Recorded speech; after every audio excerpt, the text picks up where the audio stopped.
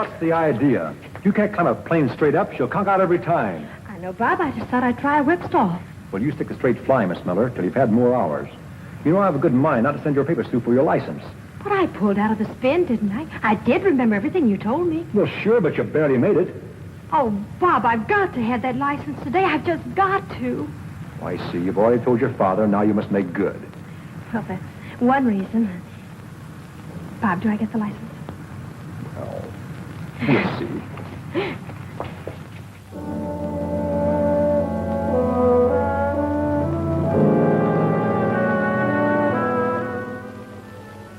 How far away shall I hold the receiver, Dr. Miller? Halfway across the room, Dr. Hauss. We'll shorten the distance and hope for better results.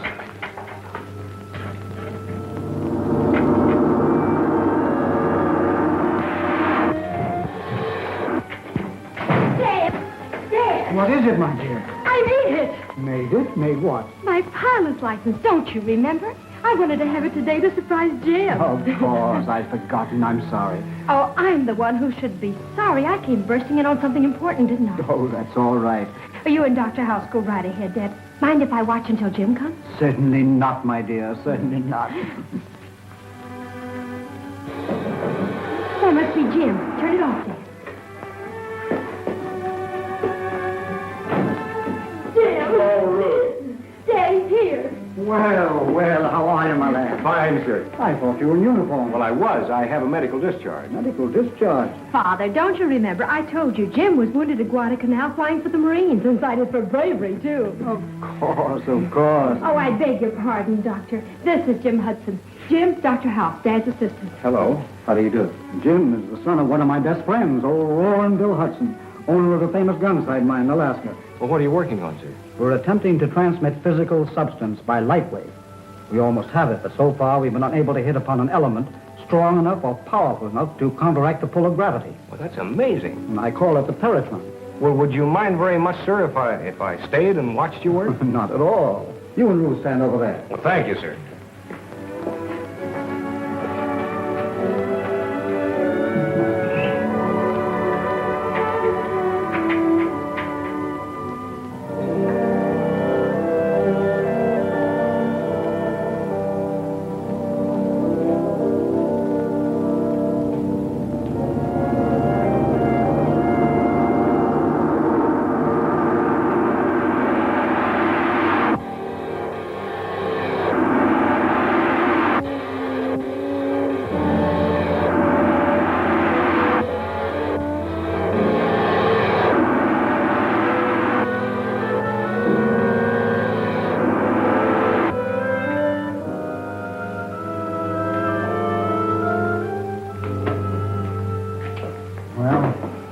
Same.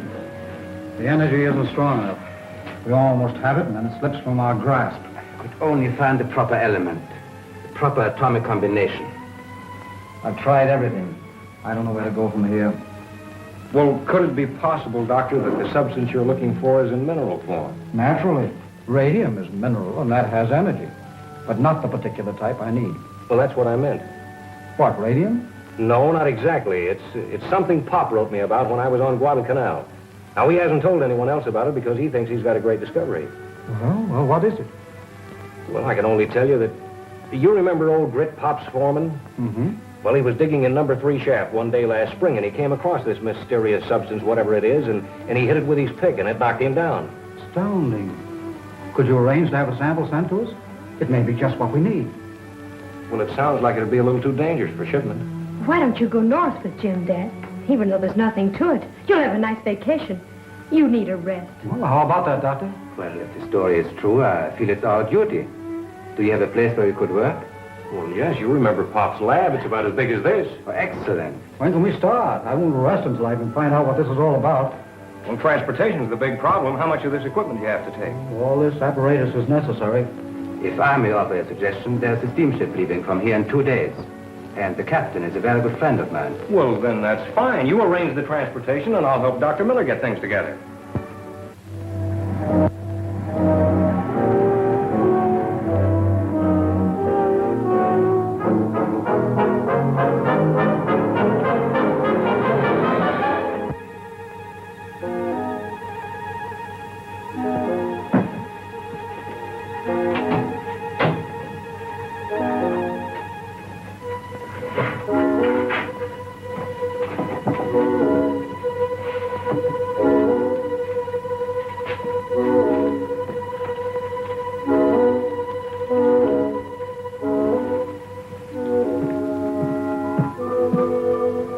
Just got word from headquarters.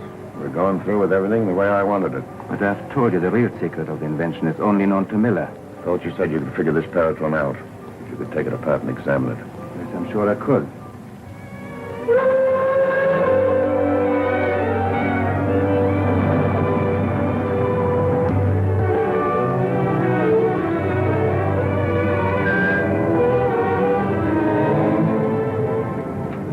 Why don't we sail? I don't know. Must be waiting on somebody. I'll give them guys 5 more minutes, Bosun. If they ain't here, then we'll sail. Aye, sir. Hi, Doc. Sorry to have missed you yesterday, but I was busy ashore. Captain Greeder, I would like you to meet Dr. Miller How do you do, sir? and Mr. Hudson. Hello. Oh, here they are, sir. Cast off this gangplank. We're shoving off. We better check with the purser and see where our cabin is. Yeah.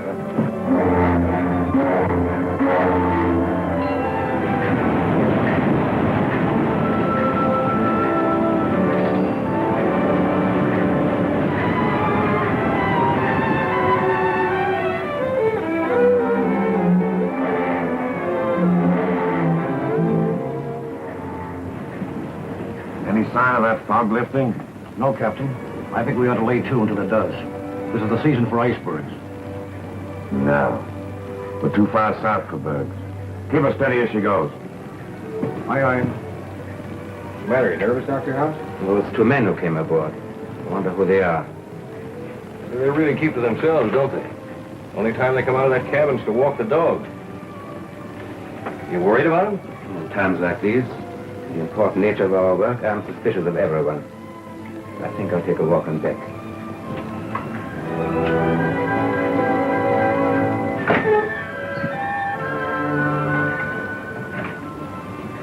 He's really jumpy, isn't he? Is he? I haven't noticed. How well do you know Dr. Hauss? He was well recommended. Well, are you sure of it? One is never sure of anything, least of all of men. But don't worry. The real secret of the Peratron is known only to me.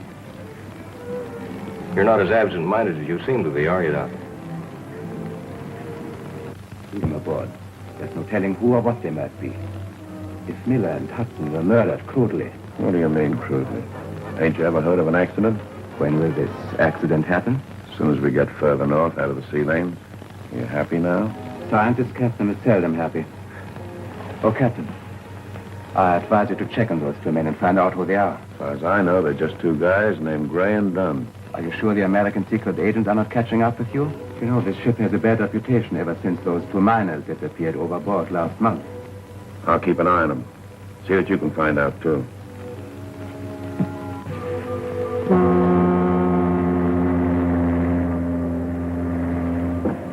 And we've been passing ice floes all evening, Captain. And that means icebergs.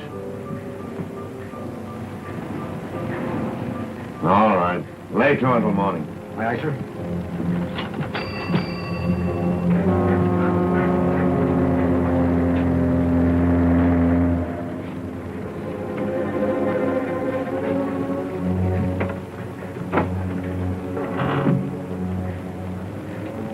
Carrier pigeons. They won't hurt you.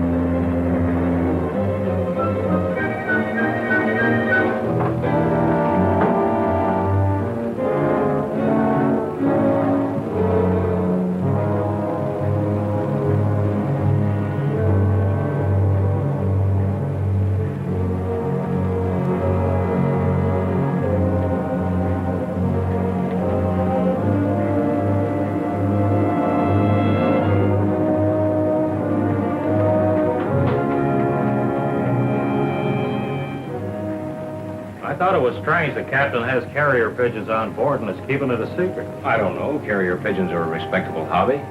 Maybe so, but we were wondering why Greeder doesn't send his messages by radio. Probably part of his hobby. Does seem kind of strange, though, doesn't it? I don't understand it. Well, I wouldn't give it a thought. Well, gentlemen, I'm tired. I think I'll take a little walk around the deck and then go to bed. Well, I thought you'd like to know. Yeah, well, thanks, Dunn. Dunn discovered the pigeons. He saw you send a message. I'm sure now that he is an American agent. You go back to your cabin. I'll handle this.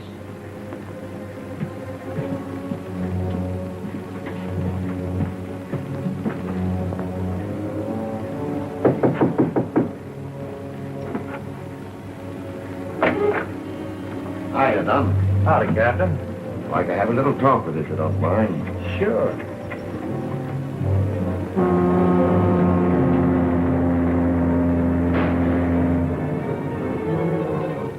All right, Dunn. We're alone back here.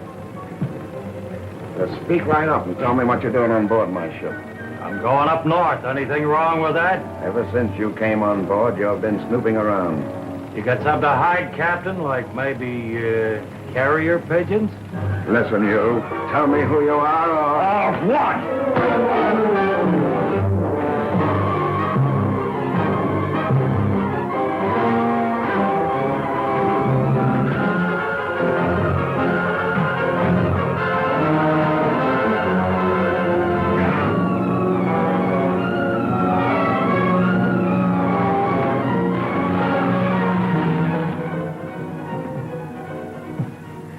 Signal the engine room. We're proceeding at 5 knots, bosun. Captain, you can't move with them icebergs out there. I'm giving the orders here.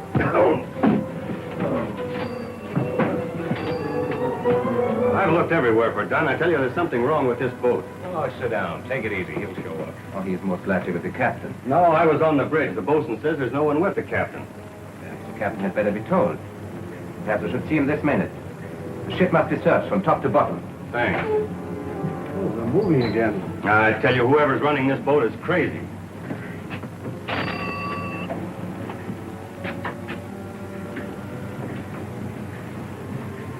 What happened to Dunn? I heaved him over the side. Miller and Hudson already suspect something. When they miss Dunn, they'll call for an investigation. What's the difference? Means we've got to work right now. Now? Go below and send Miller, Gray, and Hudson up to me. Oh, not that way. You know a better way? Yes. When this is dissolved in water, it releases a deadly gas. Won't they see it? No. It's colorless and odorless. Now, if you could manage to lock them up in here. Leave that to me. Send them up.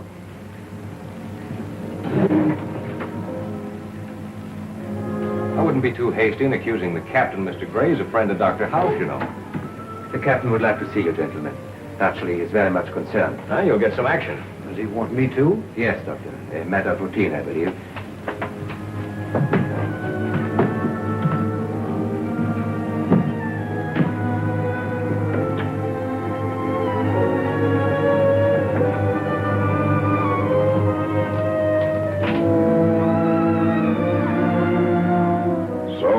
The fact that there's a passenger missing from my ship, I'm going to hold you free until I get to the bottom of this. Clever, aren't you, Captain? We don't know anything about it. Well, it's all ridiculous. Gentlemen, make yourselves comfortable until I get back.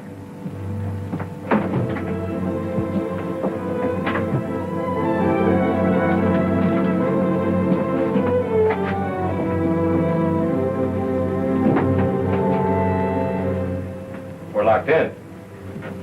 What is this, a frame-up?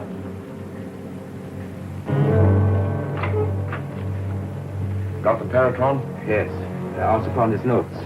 Perhaps the secret of the Peratron is among them.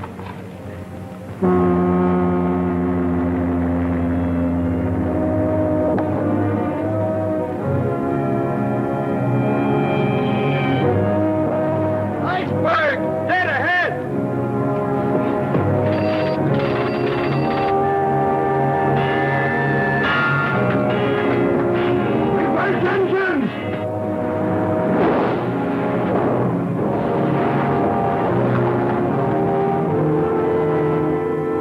We're going to crash. Let's get out of here.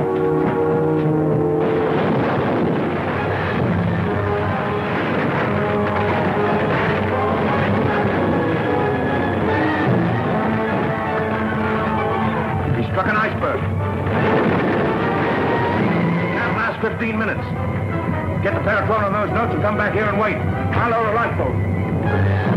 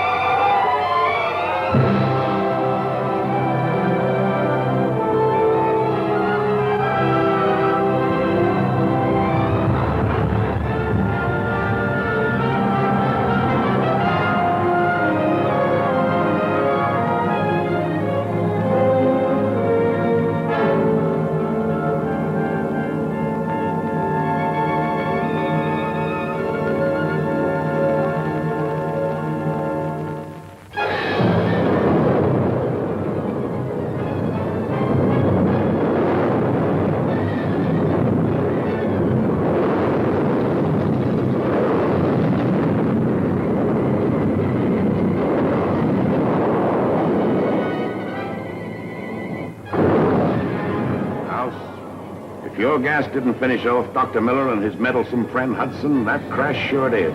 There's always a chance that they're still alive, Grader. When that tub fills with water, she'll slide off the ice and there'll be nothing left but a memory. What direction is land? Due east. Row, men.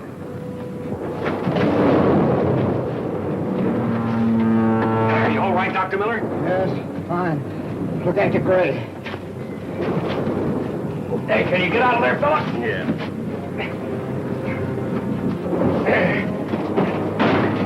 Ahoy there! I never expected to see you fellas again. Well, what happened? We had an iceberg. Where's your captain? He got off with part of the crew in the only boat that wasn't stove in. He tried to kill us. Well, that's right in his line. Well, come on, let's get out of here. This tub won't float forever. Give me a hand here, bosun. What's this? Shortwave radio. We may need it. Come on.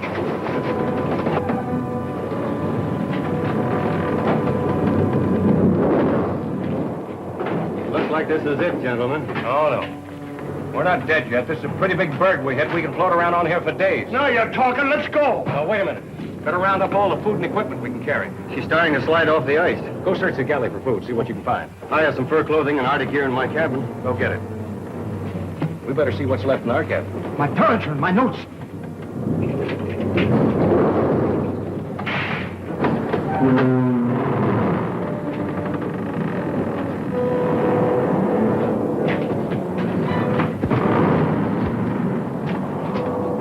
Nothing could be alive in there. Poor Dr. Hauss. He was a fine scientist. Looks like the finish of the Paratron, too. Yes, I'll have to start all over again. Sorry, Doc.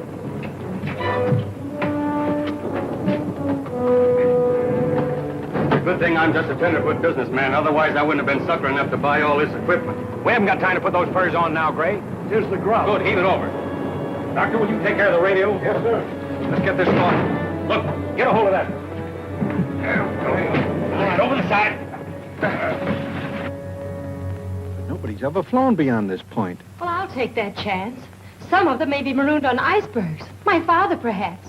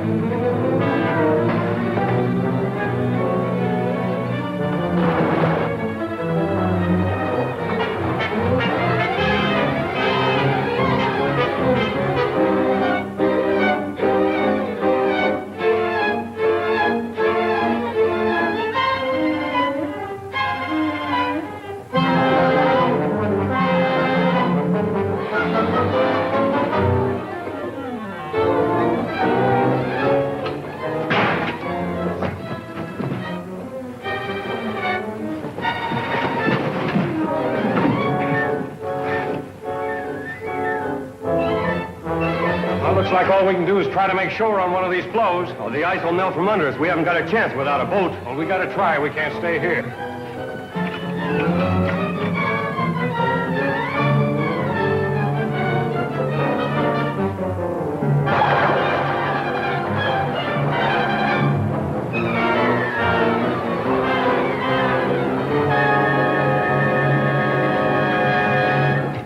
This floe's about ready to crack to pieces. We'll never make it. We'd better make it. Look, we head for that big iceberg right over there.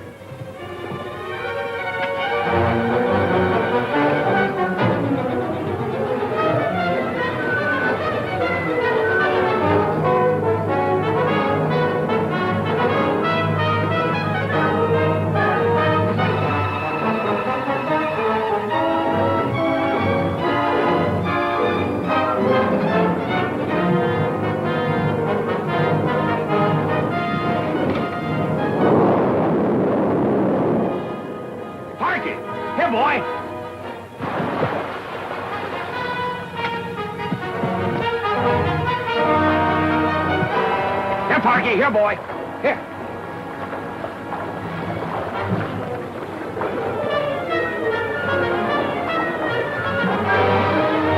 Parky's done for. The bear's got his scent. No, he's not a goner yet. Give me that ski. Here.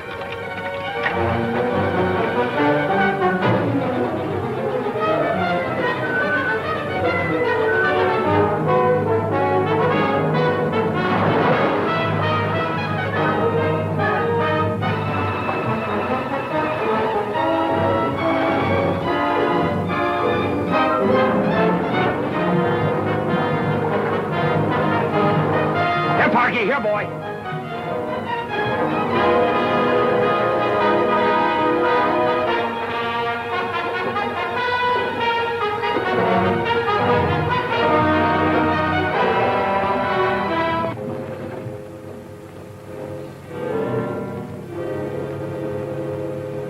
Looks like a village, all right. Probably Eskimos. So we are safe at last? Pretty close, anyway. All right, men. Start rowing.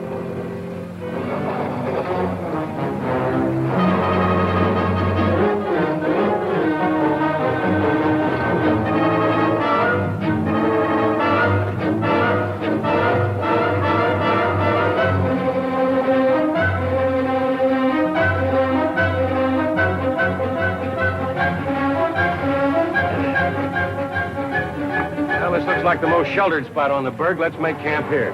I wish I'd gone down with the ship. It would have been quicker that way. Bug up, Gray. As long as we got that radio, we got a good chance. Let's unload.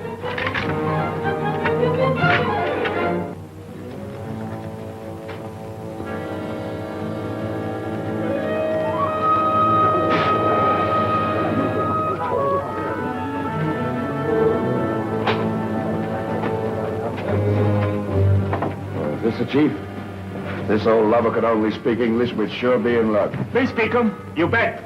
That's fine. Look, Chief, let's get right down to cases. You know a town called Bankhead? You bet. Him way far away. Over big snow. Big ice. Big long time get there. Oh, that's fine. You give us sled, dogs, and men? Plenty sled. Plenty dogs. You bet. No man. Do you think we could do it without guides, Captain? Looks like we'll have to. We'll navigate by compass. Let's have 'em. Him cost. Oh, yeah.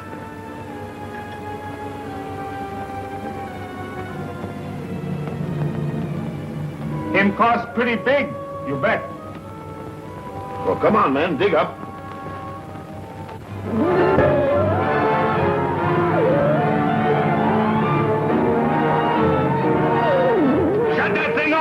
It's been going on for 3 days. I tell you, I can't stand it. I know it's tough, Gray, but as long as these batteries last, it's our only hope. It's better than listening to the silence. It's the only way. We're drifting steadily out to the open sea. Reaching shore is no longer possible.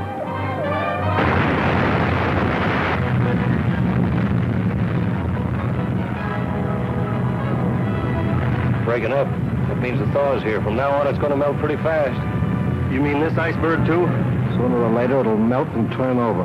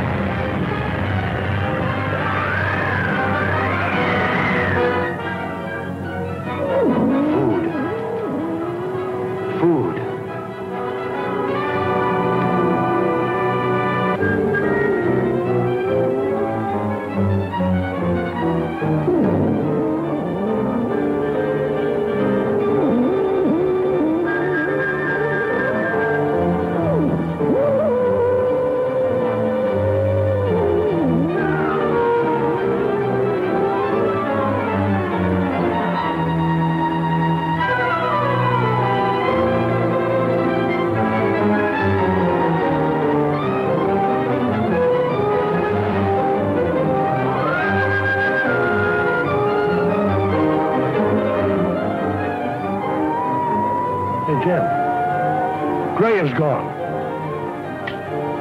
Well, we better find him. I'll tell him what he'll do.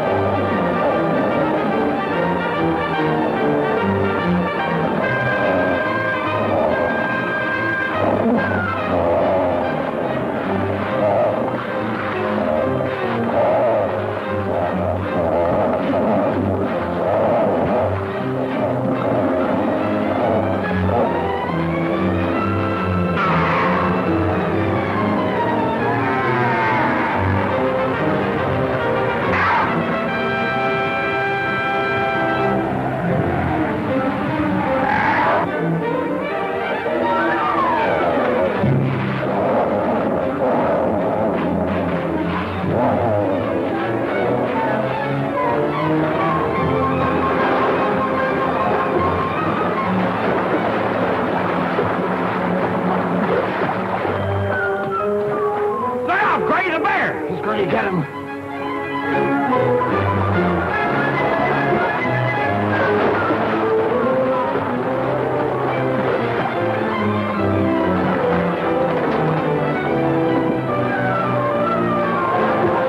Oh, no, you don't. Don't be a fool, Jim. Too late.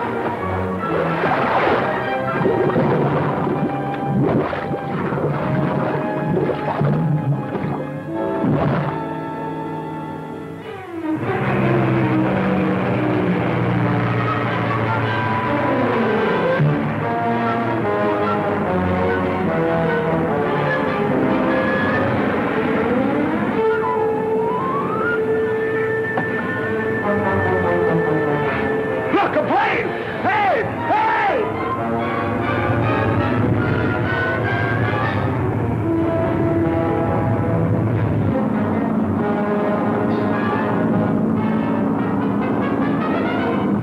Hey! Boston!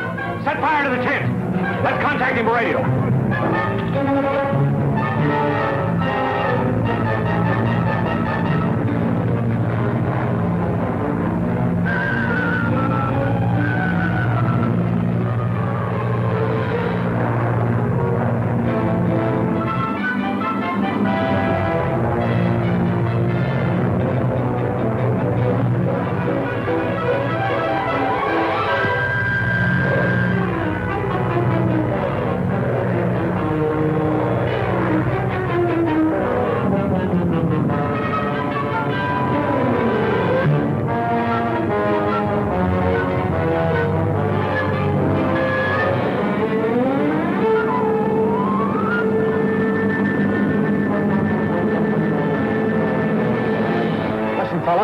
Don't land. Go for help.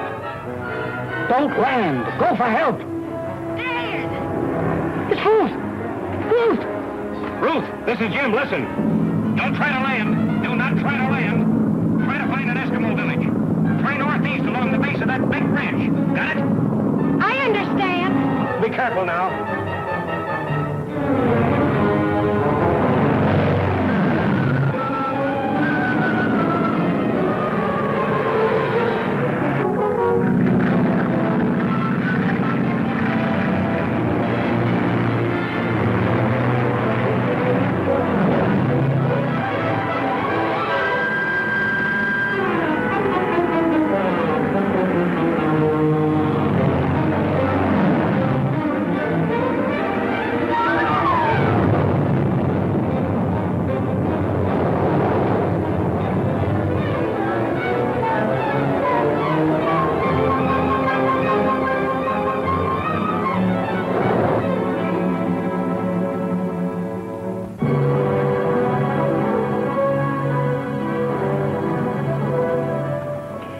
I hope your daughter finds that Eskimo village.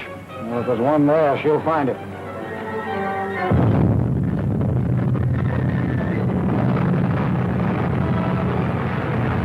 We're turning over.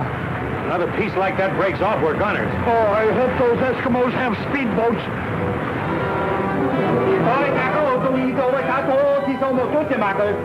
You chief? Out there, men on iceberg. Men on iceberg, you bet. Oh, you understand? Yes, my father. 2 other men. Could you send someone out to get them off? You bet. Plenty cost, lady. Oh, we'll pay anything, but hurry. We're an iceberg white man. I'll fly over in my plane and show the way. This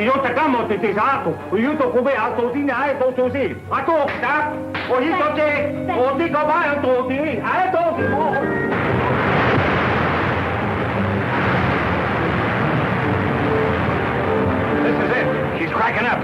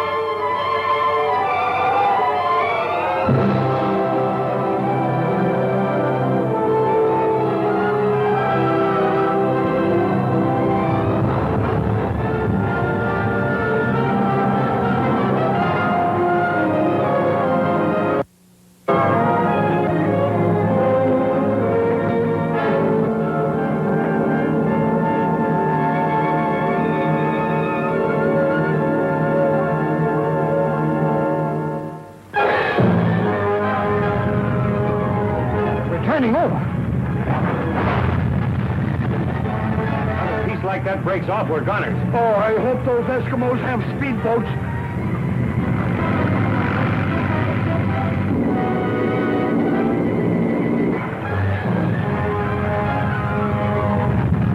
This is it. She's cracking up.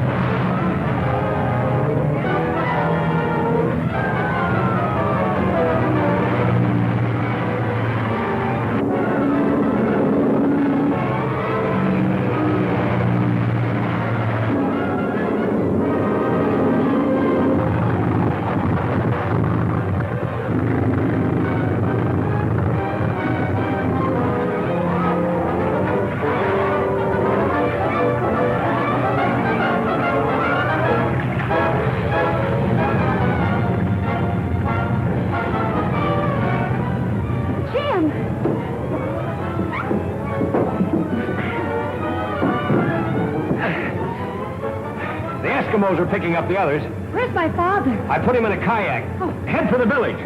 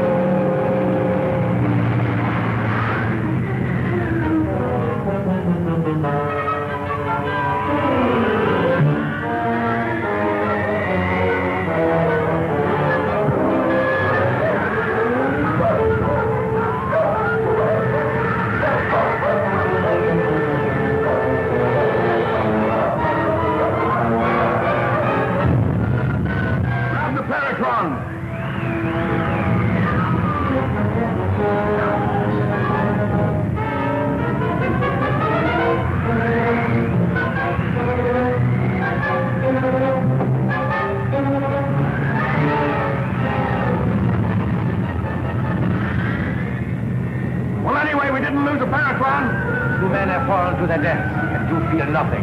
How about the briefcase with those notes? It's gone.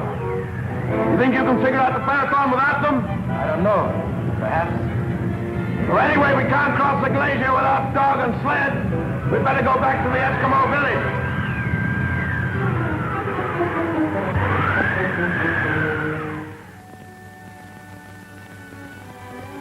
So there we were, marooned in the iceberg, till you came along with the Eskimos. Just in time, too. Just like an angel of mercy. You know what I can't figure out is what was going on board that boat. What happened to Dunn and why? Why was that poison gas loose in the cabin? You get out of those wet things and get some sleep before you take pneumonia. Don't worry about me. I used to go swimming with icebergs every morning before reveille. Yeah, he's a tough guy. Nothing ever happens to him. Hey, what's going on here? Oh. Is he all right? Yeah, just plumb exhausted. Needs some sleep. Well, see to it that you get some yourself. Yes, miss. I'll go check on Dad again. Yes, miss.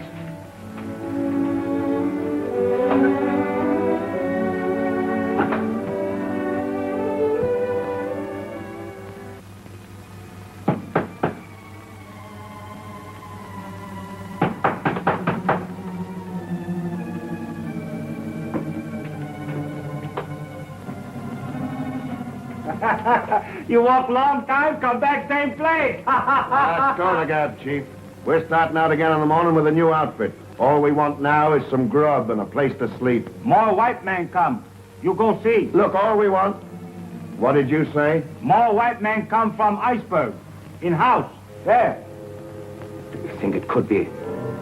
It's impossible. Lady, white lady come. Fly in air like bird. Eskimo go in kayak. Oh, never mind all that. Show us where they are. I show. Itagamoto, Tingamoto.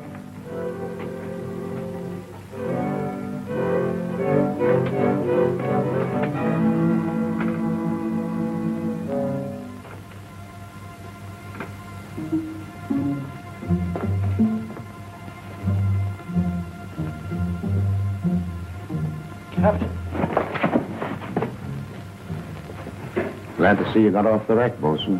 I thought I picked up everybody that was alive. How did you do it? It's a long, cold story, Captain. Who's that? Jim Hudson. Can anybody else get off with you? Yeah, Dr. Miller. He's in the cabin next door with his daughter. Who? His daughter.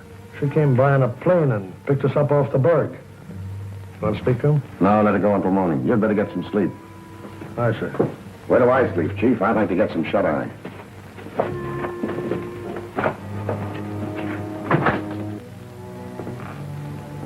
If we had not lost Dr. Miller's notes, it would have been different. But now that you found him alive, he must be kept alive. And the others? We will have to dispose of them. Distasteful but necessary. What are you so touchy about? That's my department, ain't it? What's worrying me is this time it won't seem so accidental. We must impress the chief with the fact that his tribe will be blamed if the white authorities ever find out. Well, then better get to work. Just a moment, Captain. First, my disguise. Forget it. They'll all be dead by morning except Doc, and we're taking him with us. You said that once before, and they're still alive. It's better if they continue to think that I am dead. You mastermind sure ain't taking any chances, are you? Sit down. I'll fix you up.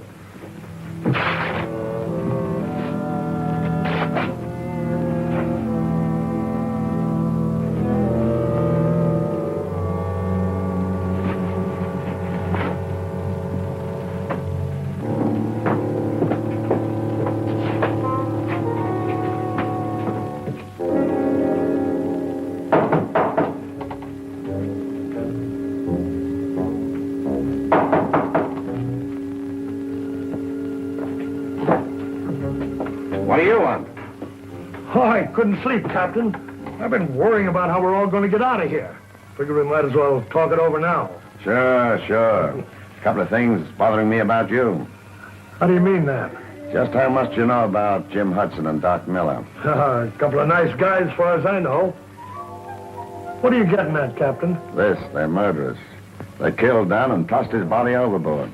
Are you sure? I'm telling you, ain't I? They're a bunch of criminals, and I'm seeing to it that they're brought to justice. What I want to know is, whose side are you on? I only have one choice. That's the side of law and order. Now you're talking, Bucko. What are your plans? Well, I'll handle the doctor. He'll take care of the girl. Who are you? Oh, he's just one of the boys. Left badly burned down in the engine room. Now, can you handle Jim Hudson yourself? Oh, sure. Well, now this is what you do. He's a desperate criminal. And if things go wrong, and he puts up a fight...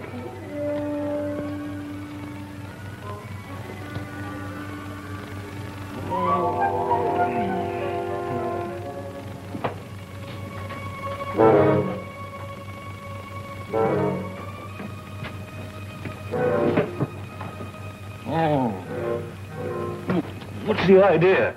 Tell me one thing and tell me the truth. What do you know about the Dunn murder? Murder? Done? Well, I don't know anything about it, and you know it. Captain Greeter arrived a little while ago with one of the crew. They say that you and the doc are criminals.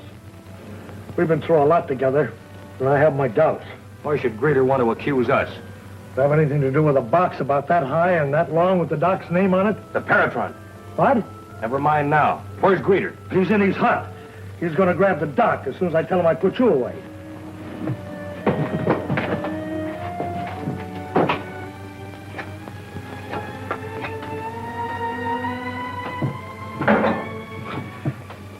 This'll take care of him.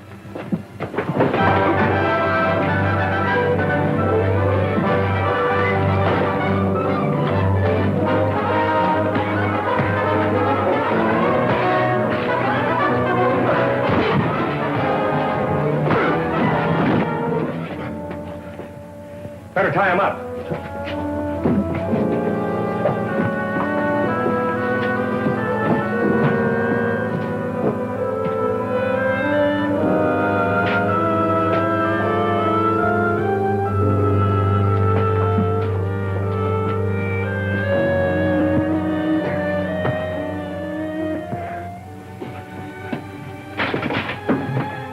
Yeah, it's the Peratron, all right. Hey, what is that thing? It's a secret invention of Dr. Miller's. You don't know it, Bosun, but you did your country a great service when you didn't slit my throat. I figured you were the right kind of a guy.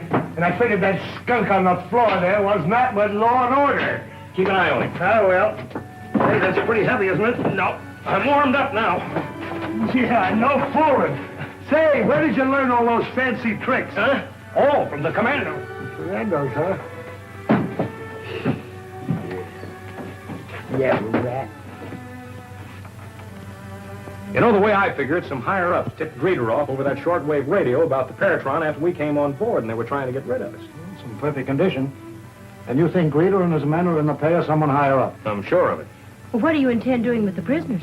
Oh, the chief will keep them here till I can send the marshal up from Bankhead to bring them in. I'd give a great deal to know who the ringleaders are.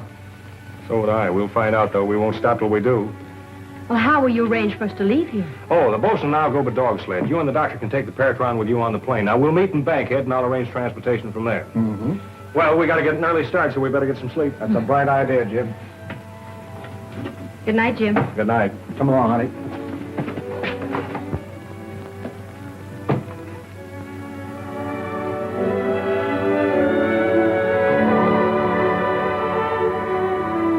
That's right. Gun sight mine.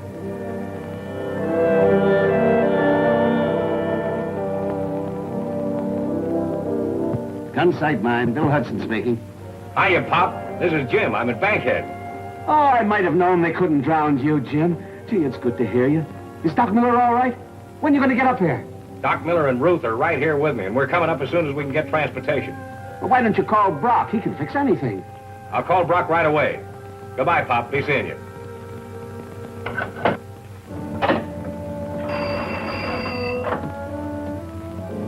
Get me Mr. Brock in Saskatch. That's right.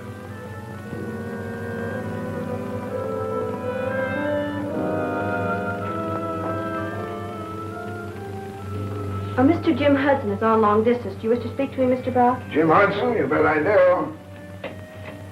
Hello? Jim, my boy, well, this is a surprise. It's great to know you're still alive after that tragic shipwreck. Was anyone else saved? Oh, yes. Dr. Miller, the ship's captain, 3 members of the crew. By the way, Captain Greeter and a pal of his turned out to be would-be murderers. Why, that's terrible. Certainly, I'll have the marshal go right out to that village and place him under arrest. Where are you now? Well, that's what I called you about. I'm in Bankhead trying to get home. I was wondering if you could arrange to put me and a party of 3 aboard that evening transport plane out of here. Why, I think so. Have you much baggage? I see, just 2 large wooden cases, huh? Well, I'll arrange it. Not at all, my boy. So long.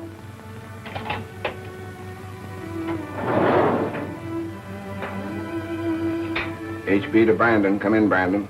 Brandon, go ahead, HB.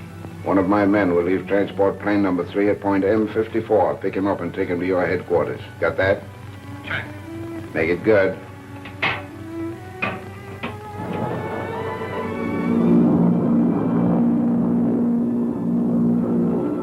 You were lucky to get transportation like this with such short notice.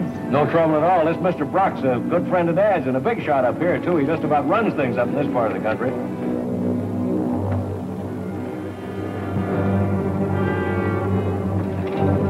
Hold it, everybody. Don't anyone turn around. Put your hands behind your heads. Everybody. Hudson, bring me that case you're guarding so carefully.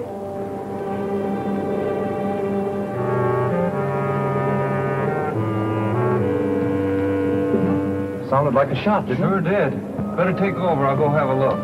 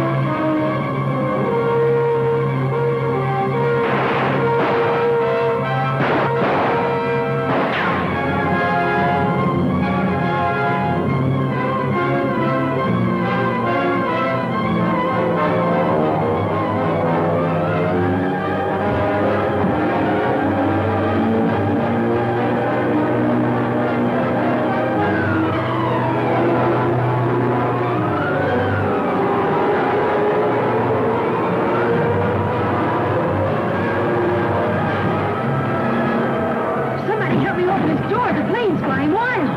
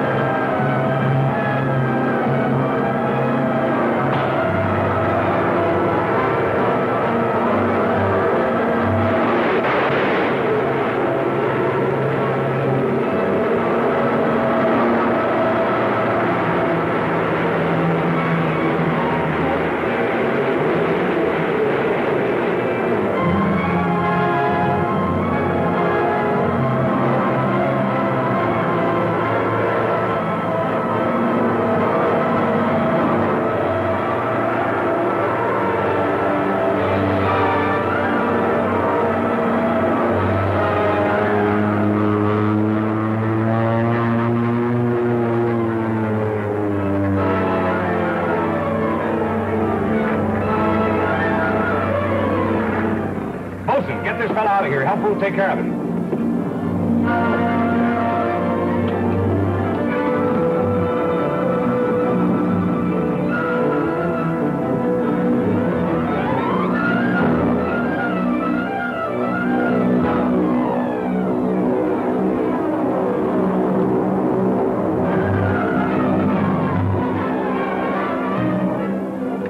Flight 3 to airport. Flight 3 to airport.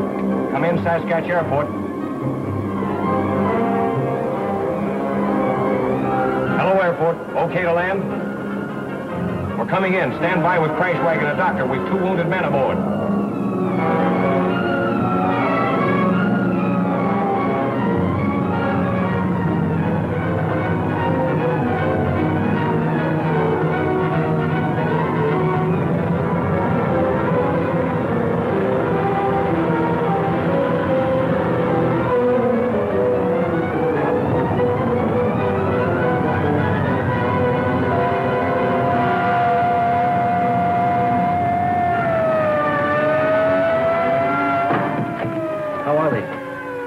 Again. Now the one of them was seriously injured. Fine.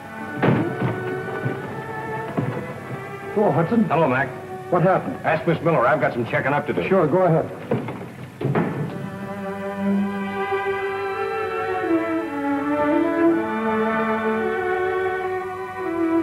Brock talking. Go ahead, Galtman. We put Kruger on the transport without any trouble. He'll get Miller's invention and bail out as ordered. Right. I've notified Brandon to pick him up.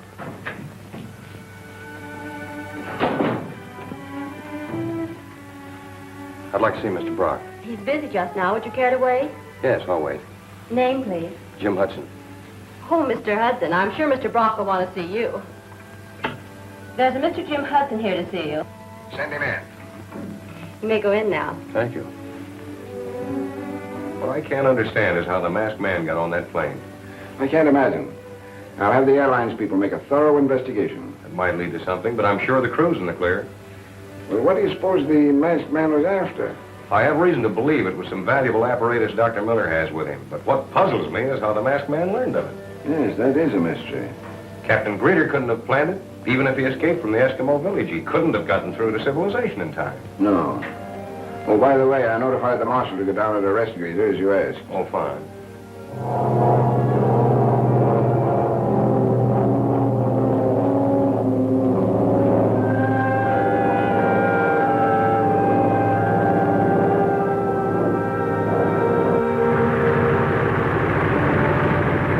Remember Brock's orders, boys. Act like respectable officers of the law.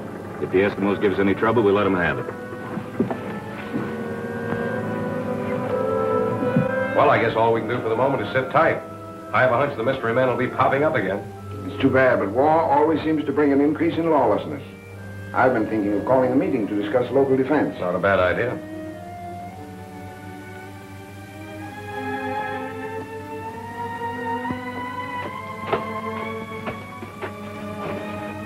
Greetings to you, Chief. I'm the Marshal. I've come for the prisoners. Where are they? Batman's in house. I show.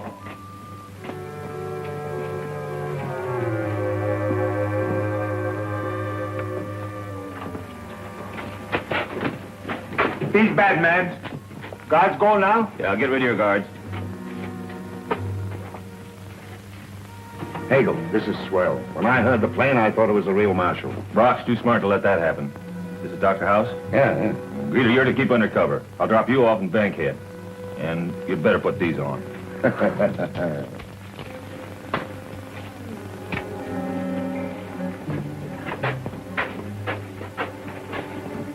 are you feeling these days? No ill effects from your wounds? Oh, a few aches and pains now and then when it rains. Like an old man with rheumatism.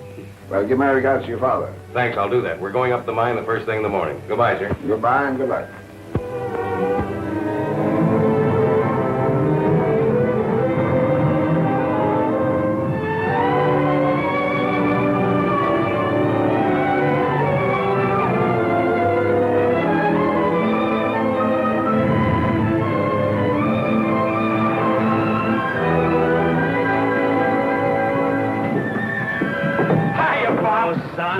I'm glad to see you. Hello, Doc. Bill, how are you? Well, don't tell me this is Ruth. This is Ruth. Oh, Pop, I want you to meet a pal of mine, Mr. Higgins. Just call him Bosun. He's a handy little man to have around, too. Well, besides him, I agree with you. You like to fight? No, I don't like to fight.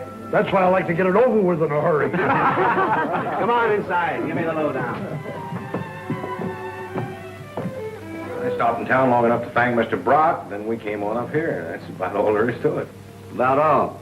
Well, it's not exactly what I'd call a dull trip. It burns me up, that's what it does. What does, Mr. Hudson? In fact, I missed all the fun. Makes my story about hijackers sound kind of sick. Hijackers? You been having trouble, Bill? Oh, a little the past few days. Lost a couple of loads of pay dirt. That's kind of funny. You've never had any trouble like that before, have you, Pop? No. I wonder if that could tie in with the people who've been after you, Doc. Is it possible they already know about this ore you came up here to experiment with? It's possible. Though I, for one, don't intend wasting time in idle speculation. What I want is a look at that energized quartz you have around here, Bill. Well, come on. I'll show it to you right now. All right. All right.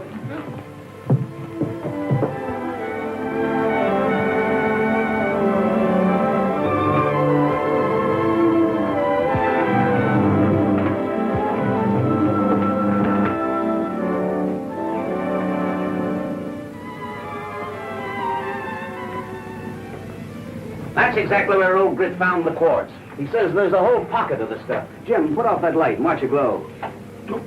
Whoa. Well, that's amazing.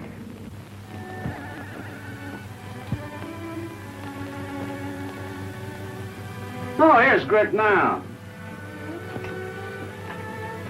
Folks, This is Grit Hartman. How are you, Grit? Hello, Grit. Hi, folks. Bosun Grit. Hello. How are you? Grit's the one who discovered the quartz. Oh. He'll tell you all about it. Yeah, and then I do. Watch out, Doc. Don't touch that stuff. It'll knock you for a loop. That's the way I found it. I was in here digging for pay dirt one day, and all of a sudden my pick struck something and it knocked me clean across this tunnel for 20 feet. I landed right about over there. Are you hurt? Huh? Oh, as I was saying, I landed just about right here. Hey, look at this pick. It melted the end right off.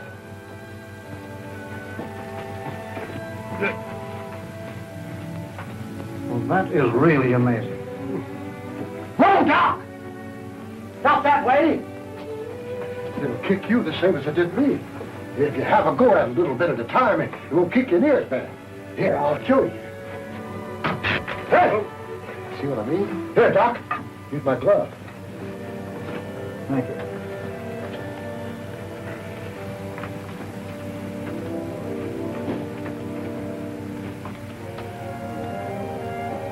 I can feel the heat. Has a sensation like an electric current.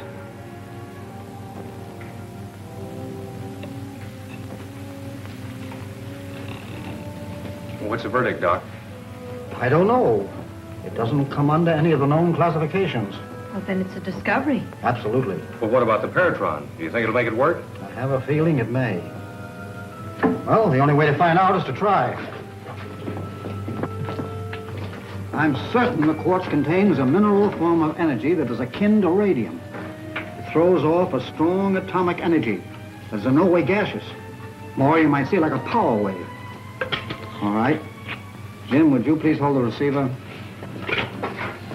And stand over there. Now, the rest of you stand back.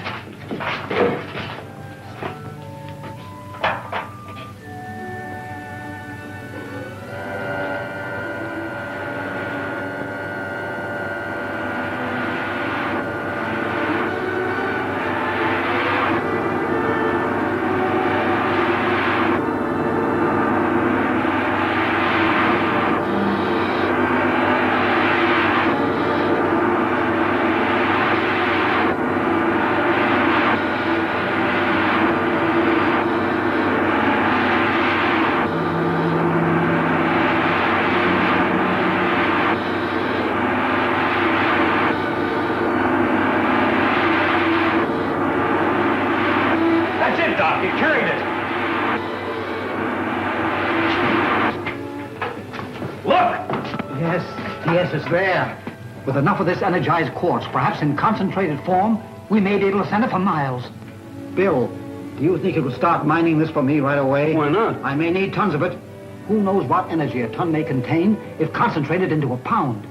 This may be the basic secret of atomic energy. If it were not for this lack of energy, the Paratron would work successfully.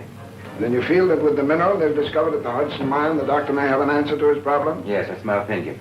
For that reason, and because Dr. Miller is the only person who knows the real secret, I insist that he must be kept alive. At least until he completes the experiment. Maybe you're right. Perhaps we'd better let old Bill Hudson alone for a while, throw them off the scent. Yes, I think it would be much wiser. Well, I'll get in touch with Brandon, call him off. And what is supposed to have happened to me? You're supposed to be dead. You better lie low for a while. Point C2 receiving. Brandon? No, this is Kurtz. Let me speak to Brandon. He's not here. Our man at the Hudson mines tipped us off there were 2 truckloads of that pay dirt coming down, so Brandon went out to get it.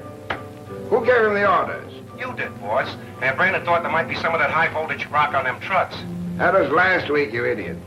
Now you get out and stop Brandon before he reaches the trucks. Too late, boss. They're due to be coming down now.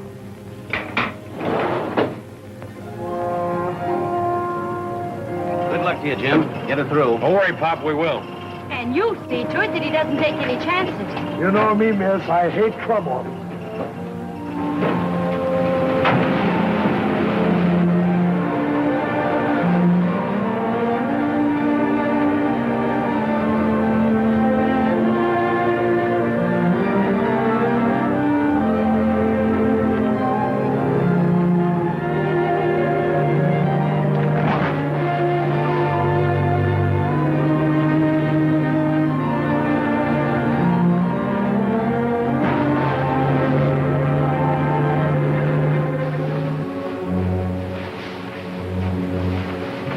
good, men.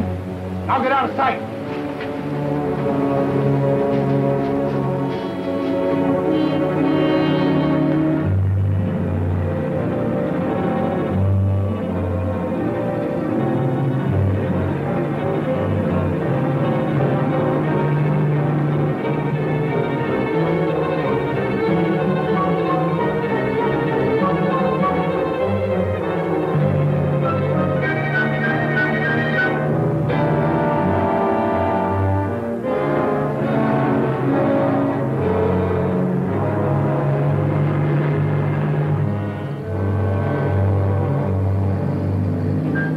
This is it, Bosun. Well, you're going to stop, aren't you? No!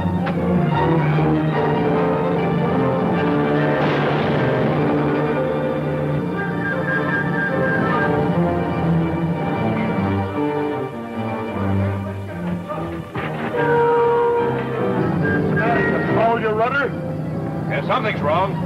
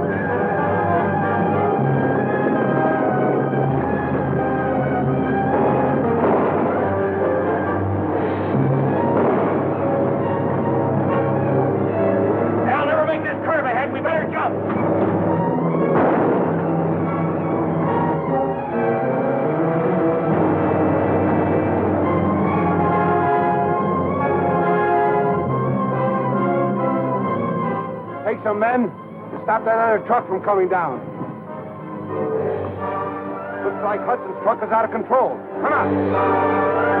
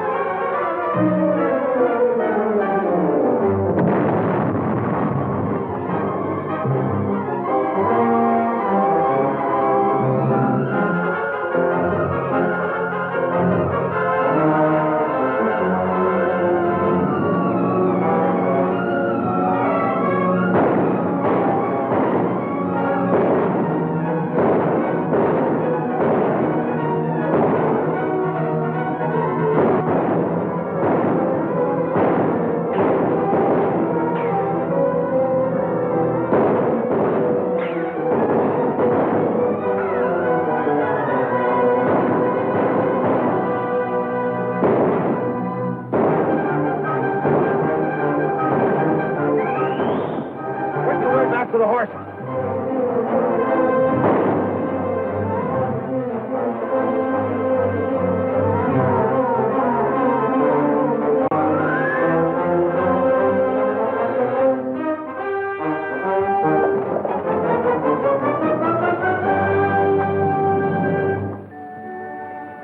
Jimmy. Where's the fight? The fight? It's all over. How's your head? Head's all right. No, the wound. Well, what wound? On your head there. Good thing it hit me in the head, otherwise it would have hurt. Let's see what's wrong with the truck.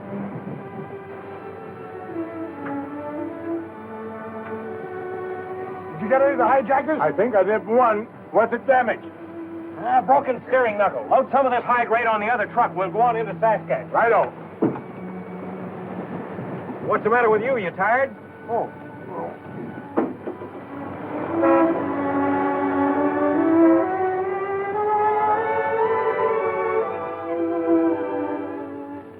Hauss, are you sure that Hudson didn't recognize you at the Eskimo village? Oh, I'm certain he thinks I was lost in the shipwreck. Well, you've got to keep out of sight. From now on, we concentrate on Dr. Miller and his invention. And the doctor must be brought to me alive. This must be done in such a way that no suspicion will be cast on me. You understand? Yes, of course. I'll send you out to Brandon's place. There you'll be close to the Hudson mine in case you need it. Brock speaking. All right, keep in touch. I knew we shouldn't have stuck our necks out. Brandon bungled that hijacking job and Hudson got through. He's coming here to see me. Do you think he suspects? Of course not. I've protected myself very carefully. My importance to our work requires that. Yes, of course. Yes? Mr. Hudson is here. I'll see him in a minute. Here, waiting here.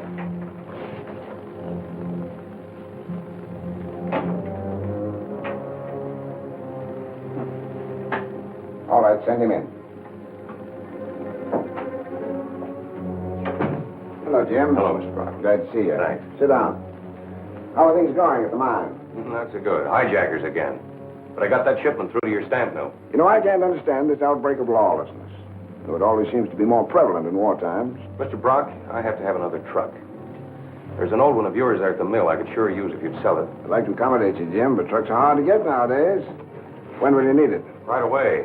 A lot of new machinery came in, including the stuff we have to have for the sawmill we planned. I'd like to get it up to the mine tonight. I guess this is the one you mean, isn't it? GMQ? Yes, that's it. You can have it. Well, how much? I'll take it. I'll write you a check for it right now. No hurry. Why don't you go back by way of the Deep Gulch Road? Well, I thought that road was closed, Mr. Brock. No, the road commissioners have fixed it up. I use it quite a lot. Well, it certainly is a lot closer that way. I think I'll use it tonight. There you are, and I certainly appreciate this. Not at all, Jim. Very glad to help you. Any man who can make a comeback the way you did after being wounded in the service deserves all the breaks he can get. Thanks. And if you need any help loading your stuff, just let me know. I'll do that. Thanks a lot, Mr. Brock. Not at all.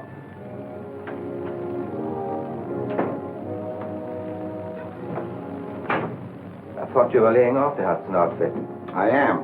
That is, anything violent. But if Jim Hudson should meet with a fatal accident on his way back to the mine, that'd be too bad, wouldn't it? Here you are, Ruth. Are you sure I can buy all this equipment in Saskatchewan? Certainly. You're going to look Jim up anyway. He'll show you where to go. I mean, if he got there safely. Nah, he made it all right. Well, I'm on my way, Dad. All right, now drive carefully. Bye. Goodbye, Deb.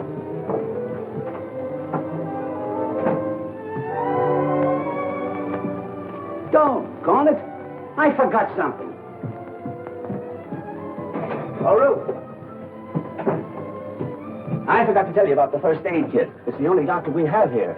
And the station wagon is our only ambulance. Do you want me to check it over for Yes, when you get to town, buy whatever it needs. you? Now, is there anything else, Mr. Hudson? Well, if there is, I'll probably think of it when you get back.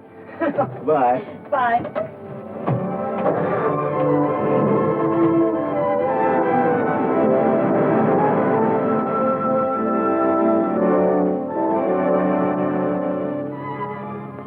I don't care how long it takes. We've got to find Pete before somebody else does and identifies him. Now we'll go back up the road toward the mine. Spread out a little and keep your eyes peeled.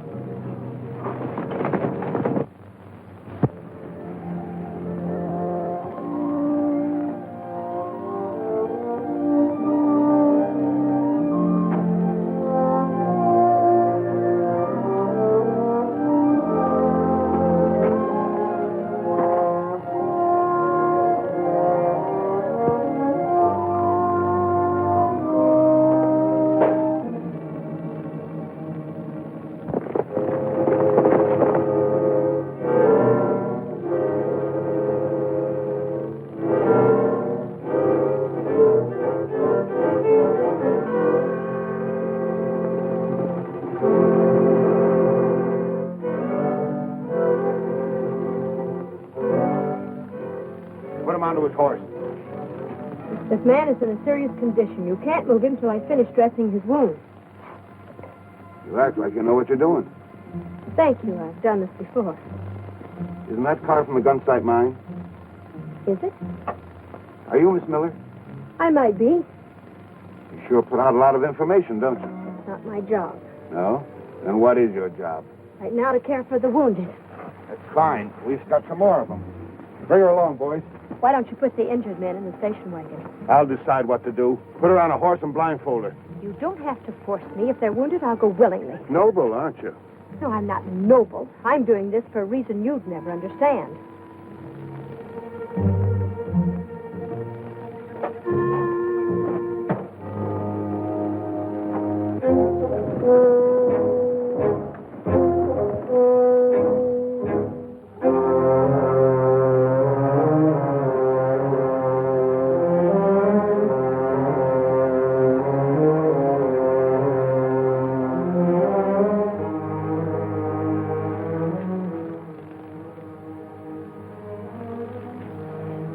That man will help you. I'll need some alcohol to dress this man's wounds. That's a good idea. I could use a little snort myself. I want it for sterilizing. You mean you're going to waste good liquor? Get it. Okay.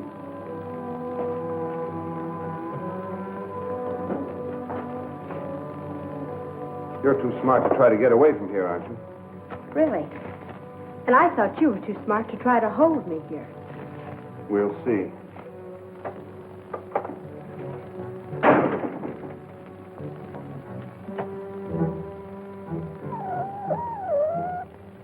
VR to HB.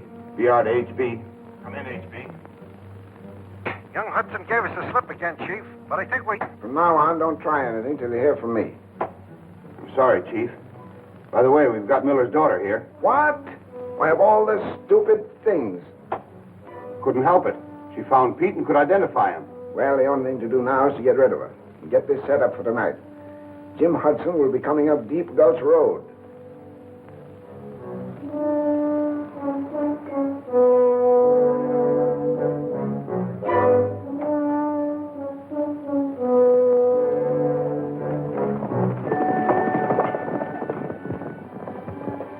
men going? To a bridge party. Bridge party. Yeah, and your friend Hudson's going to be dummy. How's he doing? Oh, fine. He'll wake up pretty soon and be hungry. I'm hungry right now. How's about a little food for all of us? Can you get some? Sure. I'll go out to the cook shack and make some sandwiches. Well, get busy.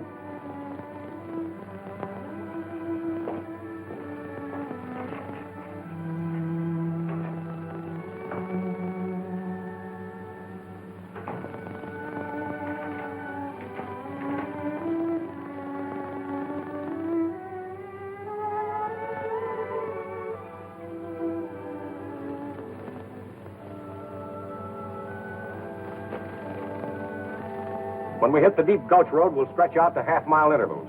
Okay. Your truck ready to roll? All set. Let's go.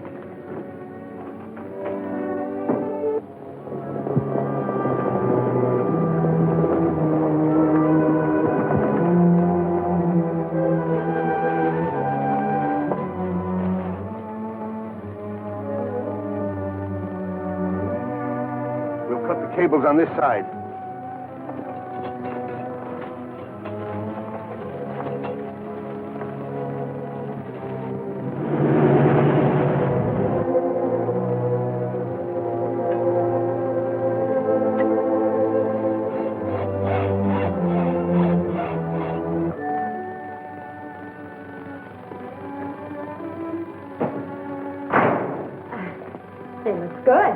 You know what?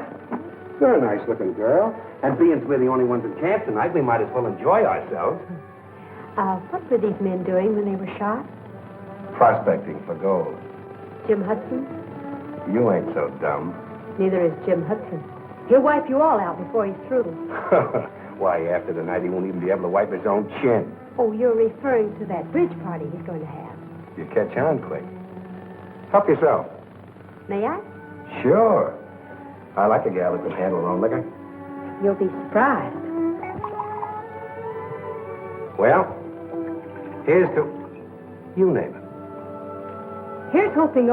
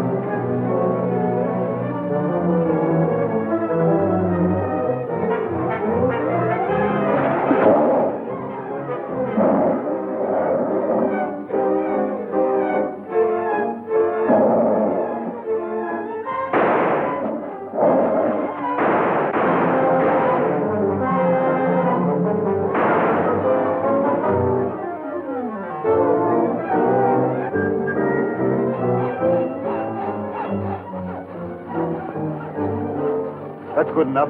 The weight of the truck will do the rest.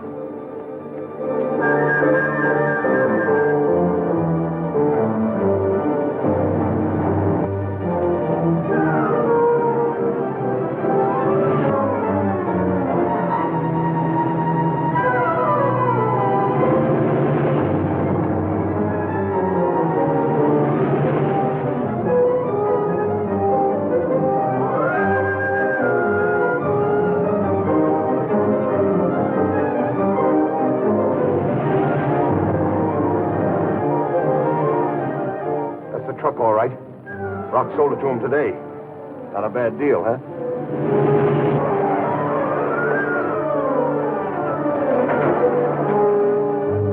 Why, Miss Ruth, what... Listen, is Jim driving that truck up ahead? Well, yes, but... Well, then we got to catch him.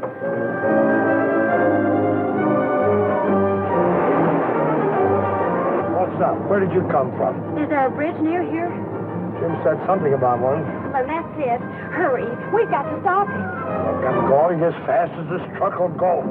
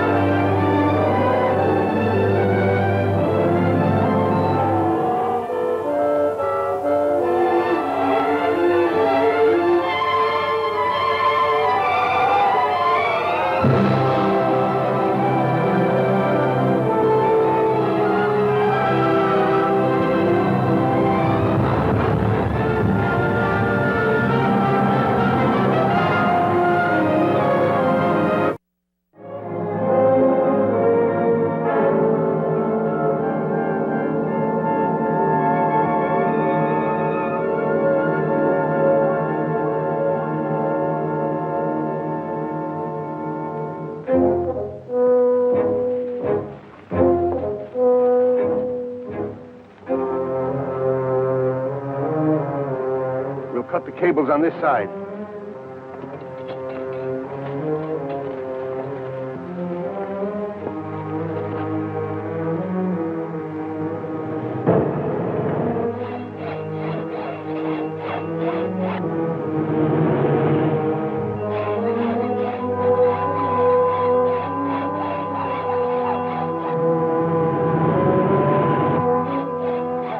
That's good enough. The weight of the truck will do the rest.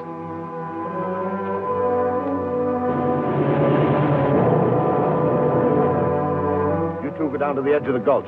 When the truck crashes through, make sure Hudson doesn't get out of the wreck. Listen. What's that? Lay low till we see who it is.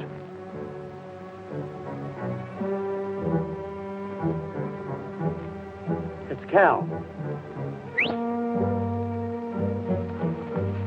The Miller girl got away. What? I met Kurt. She was looking for her. Stupid fool. She'll have the law on us and lead them right to the hideout. Scatter and comb the neighborhood. We've got to find her. Wait.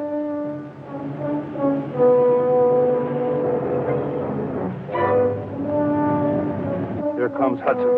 Better take care of him first.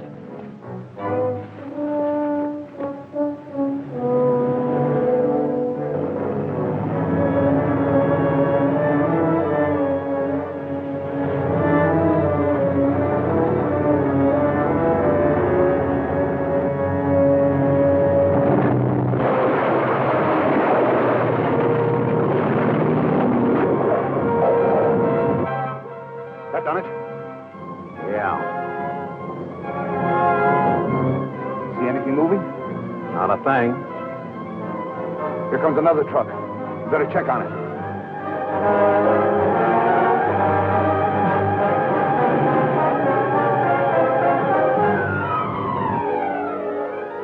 It's wrecked.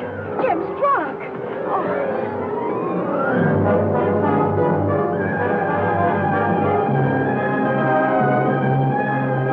Isn't that the Miller girl?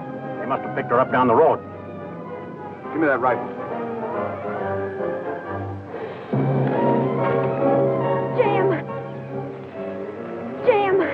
Jim, are you... I'm all right. Just a couple of scratches. What burns me up is losing that load of machinery. What are you doing here? Well, a band of men stopped me when I was on my way to town. But, Jim, they did something to this bridge. What did you say? Well, I heard them talking about it when I was in their cabin. They fixed the bridge so it would crash. Why, So that's the... All right. Come on.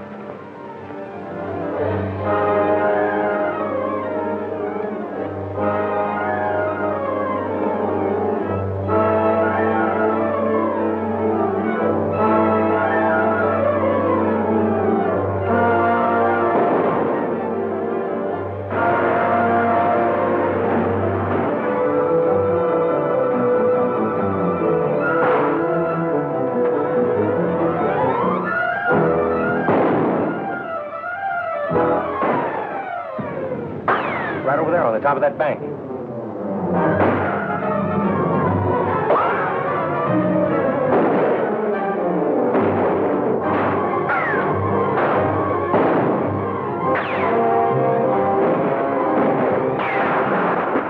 Well, those are some of our boys. Must have just got here.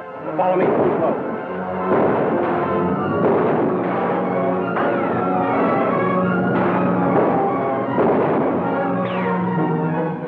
Can't take a chance on a gunfight. Get back to your horses.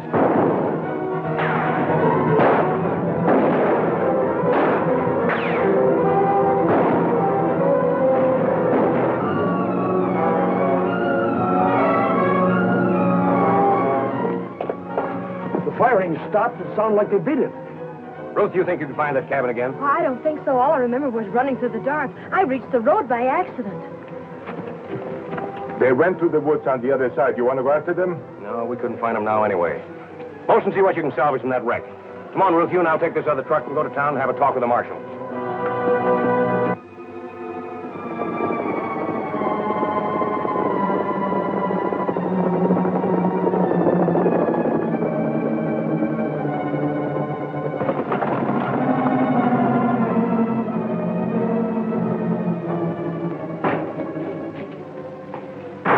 Now, look, Brandon, I can explain about that girl.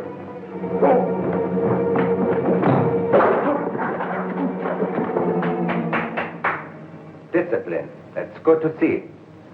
Absolutely essential to a strong organization, Brandon. I am Dr. Hauss. Yeah, I was expecting you. Brock said that you were to hide out here, that your work started after we picked up Dr. Miller's invention. Yes, that's right. Glad to have you with us.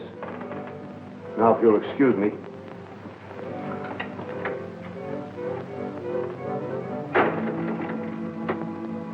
BR to HB. BR to HB. Come in, BR. Hudson and the girl both got away. Yes, I know all about your blundering. Hudson just told me he's sending the marshal out with a posse to locate your cabin. If things get too hot, we'll clear out and leave the place looking like a regular ranch. Well, if we work fast, that won't be necessary. Now, I want Miller's invention, and I want it tonight before Hudson and the girl reach the mine. Now get busy. Okay, Chief.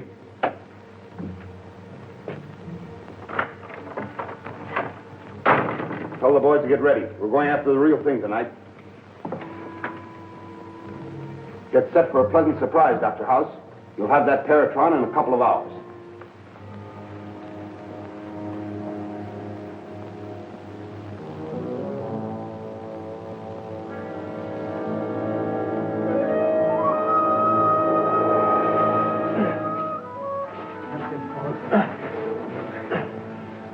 I worked so hard since I was old enough to know better. Are you sure you know what you're doing, Doc? If I did, Bill, I wouldn't need this steel plate. In science, we must allow for miscalculation.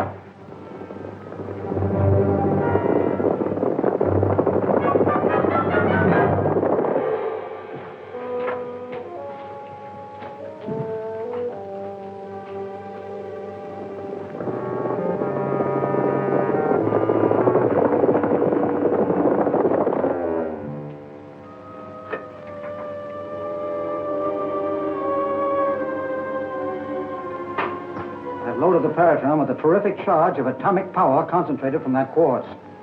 The last time we experimented, you'll remember, the light wave carried metallic dust. Tonight we'll see if the beam will carry an object as large as one of these pellets.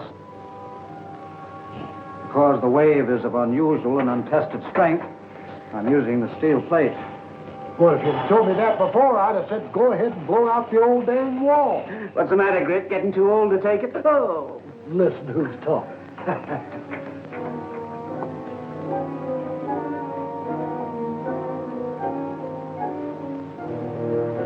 men know where the lab building is. House says that's where we find Dr. Miller's invention. Now get going. Cover them. Don't shoot unless you have to. And if you have to, don't miss. Ordinarily, I'd let one of you men hold the receiver.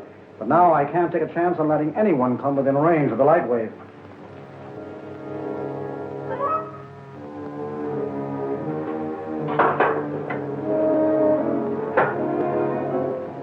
Well, everything's ready. Shall we try? Go ahead. I'm on needles and pins. Let her rip. Now watch.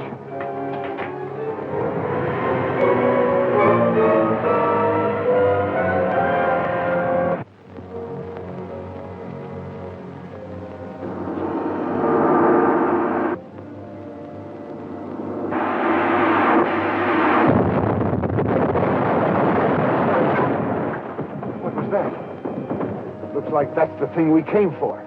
Surround the cabin. Don't stand there. Get going. Not me. Didn't you see what happened? Nothing left of them guys but a puff of smoke. No, sir. Now take your choice.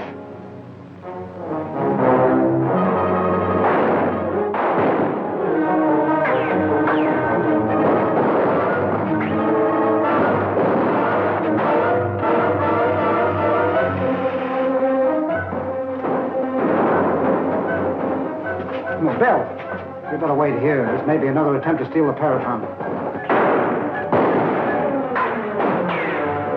Back to the horse.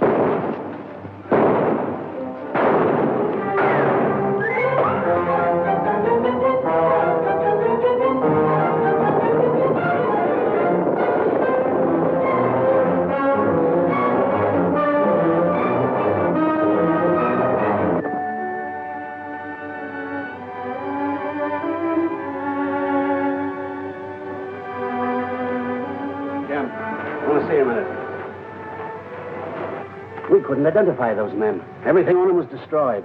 Oh, that's too bad. I was in hopes there'd be some sort of a clue. I still think they're just a gang of outlaws. No, it's bigger than that, Pop. This gang's international. They'd give anything in the world for Doc's invention. I don't get it. Doc is in there brooding because his invention turned out to be a death ray instead of what it's supposed to be. He sure is peculiar. No, not peculiar. Civilized. Well, whatever it is, I don't understand. He's got something that's worth millions, and he's sore about it. What are you going to do with all that gear you brought up from Saskatchewan? Well, that's the equipment I brought to start up the old shaft again. You still think you can reach the vein of quartz from the lower level? I'm sure of it. After all that book learning he got in college, and you're still doubting him? Pop, you know why I know there's quartz in that lower level is because Grit's rheumatism acts up when he gets close to it. Rheumatism. I ain't had an ache in my life. No. When do you expect to get that hoist in? I'll have it running tomorrow. Doesn't seem to be anything for me to do around here. I'd just as well go fishing. You might go back to the lab and cheer up the doctor. And all I'm good for these days is to give advice. Let's give the boys a hand. But you didn't know those men were out there. It's not your fault. After working for years to benefit humanity, I end up with a terrible weapon of destruction. Ah, you're wrong there, Doc. Let's look at it this way. If it is a weapon of destruction, it's also a weapon of defense. Jim is refitting an old shaft that runs 1,000 feet into the ground. Maybe you'd like to see it.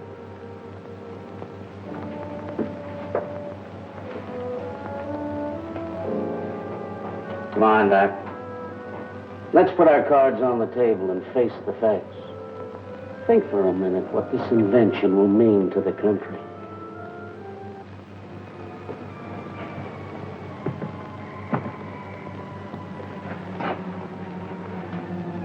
I only knew what it was.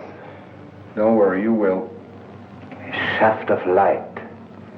It can crush a rock, burn a man into a puff of smoke. A rocket gun is a harmless toy compared to this. Think of it. I've got troubles of my own to think of. How to get that ray machine without losing any more men. How to get it quick enough to satisfy Brock. You were so near last night. Why did you take it then? The boys got afraid. It scared the fight out of them. I was just talking to our man up at the mine. He said they're fixing up that shaft we put out of commission. So what? Thought you'd like to know. You'd have told me they were all dead. Hey, Kurt! Hold it! Let me talk to him.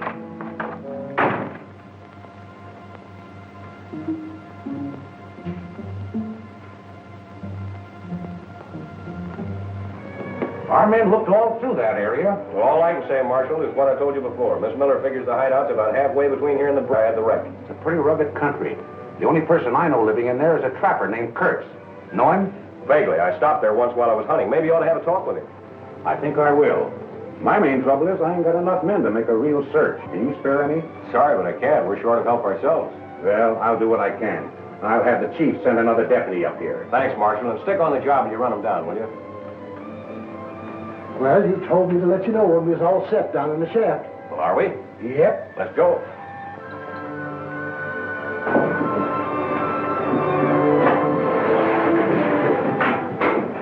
That works as slick as a whistle. All set for the blast in the bottom drift? All set. I looked it over. I couldn't have done better myself. I couldn't have done better myself, he says. Why, you couldn't find the right place to set off a firecracker. Set that box of explosive on the heist. The brakes. Ain't you ever going to learn that when I fix something, it's fixed right? I've been taking his back talk for 20 years. Someday I'm going to get and fire him. Yeah, I know. Men down there, Bosun? They've been through drilling for 10 minutes. Now we'll soon find out if that theory of yours about the vein of quartz is correct. It's not a theory, it's a fact. You're going down or ain't you? Let's go. Take it easy. I want to inspect that new cribbing.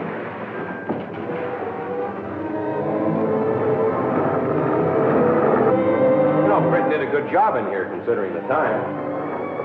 How'd the shaft happen to get wrecked? Well, we figure some of Dad's old enemies were trying to break him and take over the mine. Now it looks like there's a little more to it than that.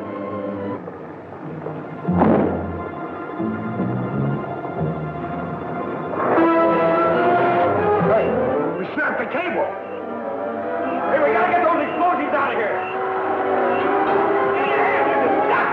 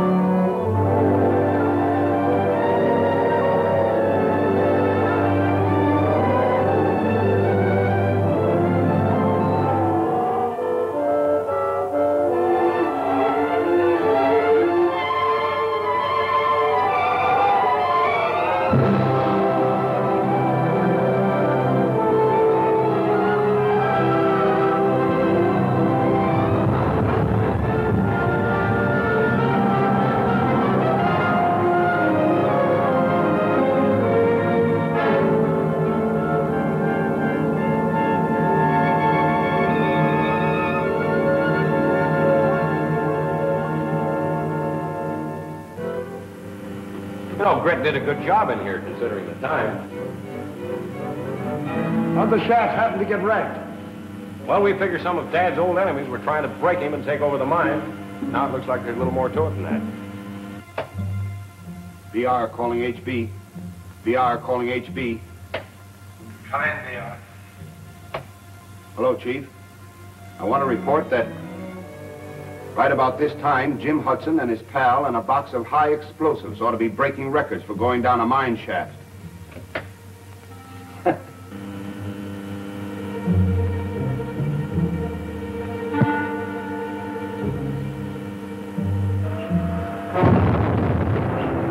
Cable snapped! We gotta get those explosives out of here!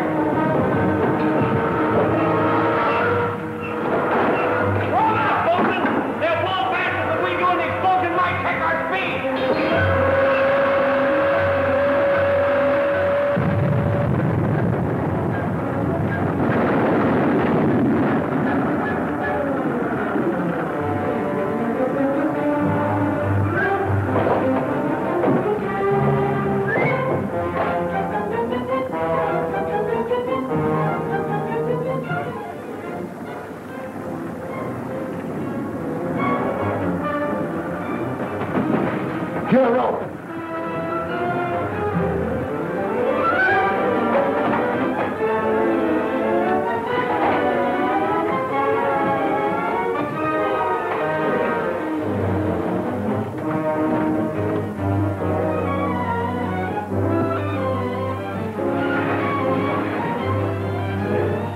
Now you get down there.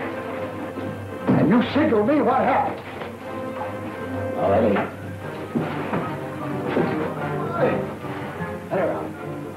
How do you feel? How do you feel? Ben stops playing. You'll be all right.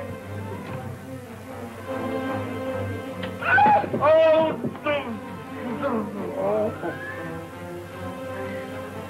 What happened? I don't know. I was letting the hoist down nice and easy, and all of a sudden I felt the roof cave in on me. When I came to, I heard this big explosion down in the shaft. It's a signal. They're alive. They want to come up. Okay, Jim. I'll have you up in a jiffy.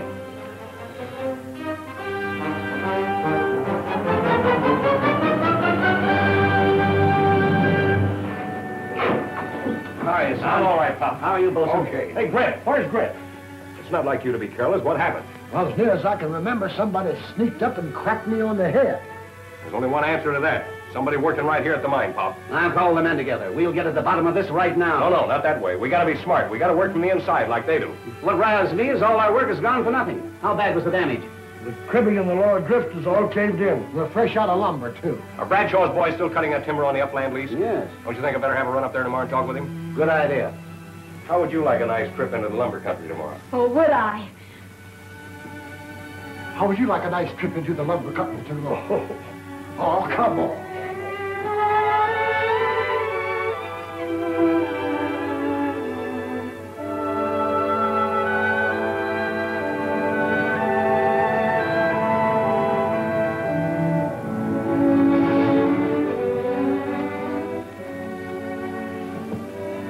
You want to wait here, Ruth? Sure.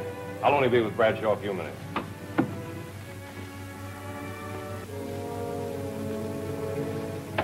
I see. Right. That was our man at the Hudson mine. He said the deputy marshal's on his way here to have a talk with you. Let him come. Him and me are old buddies. I'll buy him a drink and send him packing. That's the idea. But I'll leave one of the boys here just in case the marshal gets too nosy. You and the rest of the men will have to clear out for a while. This will not interfere with us? Not a bit. As soon as the marshal's gone, we can all come back. Where will you be during this time? I also found out that Jim Hudson's in the upland timber country.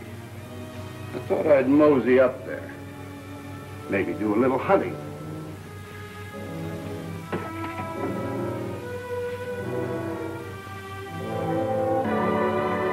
I gotta hand it to you, Doc. Once you start something, you sure don't give up. I hope you don't mean that as a compliment. As a matter of fact, it would take much more courage for me to stop working. With me, this has become an obsession. I neglect my friends, I lose track of time. Hi, you two. Hello. Oh, back so soon? Yeah. You see, Bradshaw? Yeah, Pop, the best I could do was buy the timber standing. We'll have to cut it and haul it ourselves. Haul it? What in? Well, Bradshaw isn't using his trucks at night, and he said we could use them then. Is the price all right? I think so. It allows for the time we'll put in cutting and hauling. Fair enough. Well, fine, then. I'll leave here with the crew before sunup in the morning. May I go with you again? Sure, if you think you can get up early enough. Marty.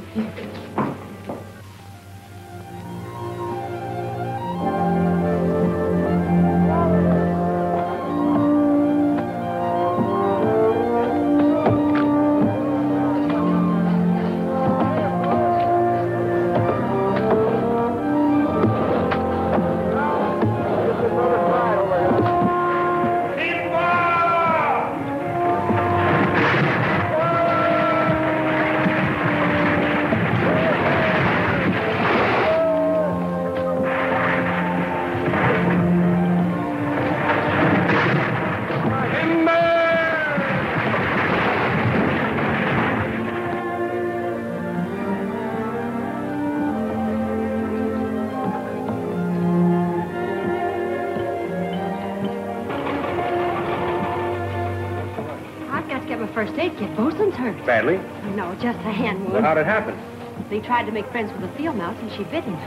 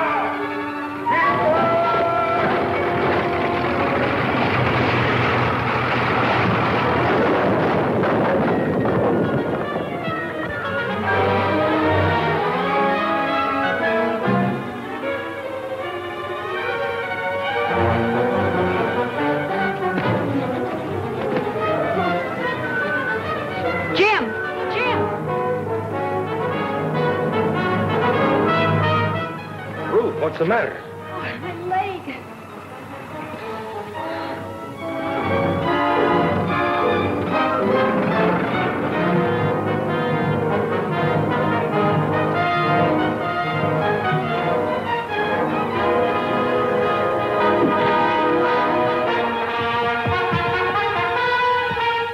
How does it feel? All right. I'm sorry, Ruth. I shouldn't have brought you up Never here. mind that. There was a man up there trying to shoot you. Look out!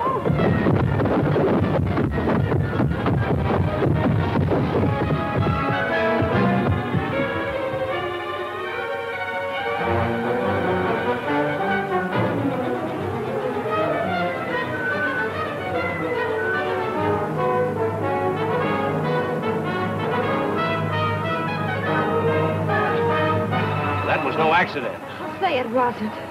Let's get back to the car.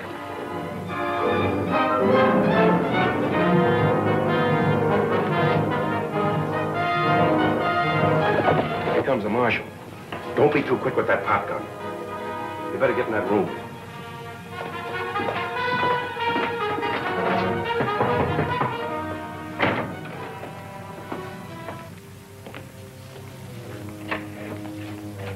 Why, hello there, Marshal. Come right on in. It's good to see you. I haven't seen you in a month of Sundays. Longer than that, I reckon, Mr. Cates. Longer than that. Will you have a little drink to warm up?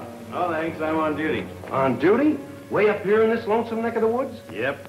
Seems there's a bunch of hijacking outlaws hiding out around here. I was thinking maybe you'd seen something you'd like to tell the law about. Nope, ain't seen nothing.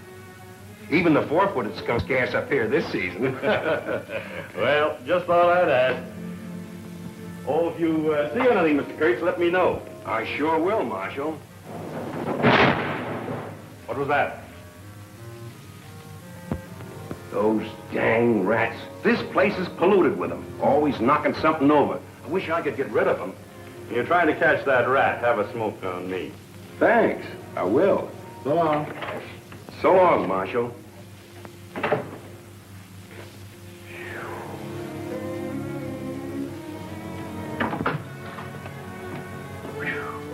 Boy, that a close call. I'll say it was. Let's have a drink.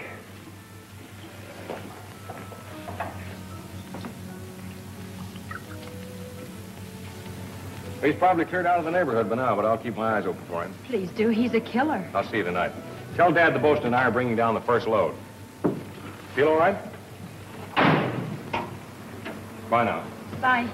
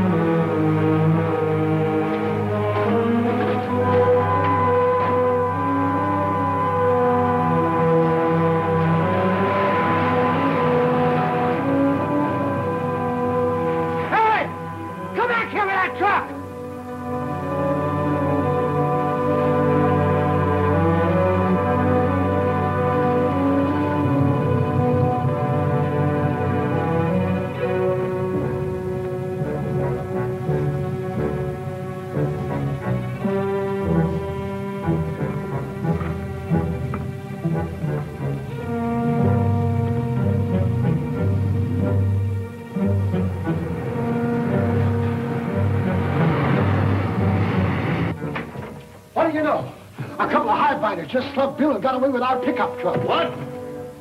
Let her roll, Bosun.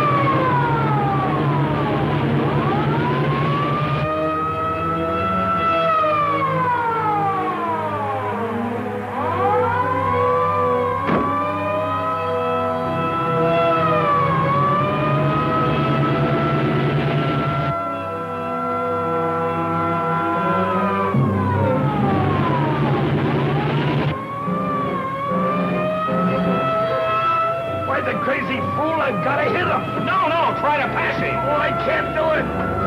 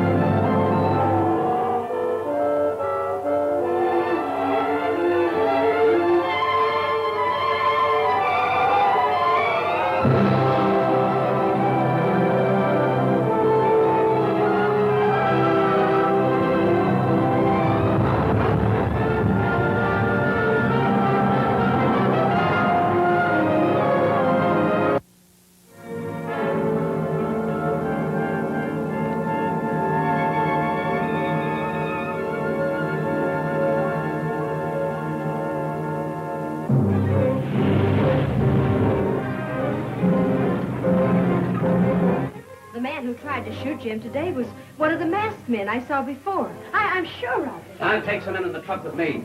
Have a look along the road. Jim's coming down. What do you know? A couple of highfighters just slugged Bill, got away with our pickup truck. That cinches it. They're after Jim. Have 3 of the men go with me. Ruth, you come along, too. You need her? Oh, I can't stay here, Dad. If something should happen to Jim or both, and I...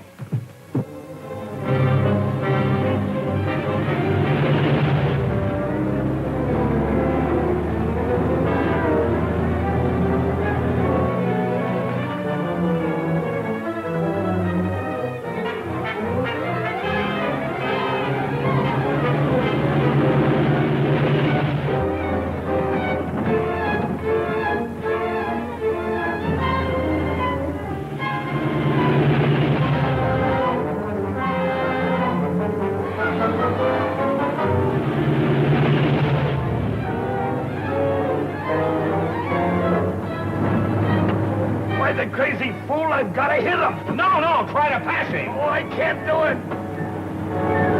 You better jump.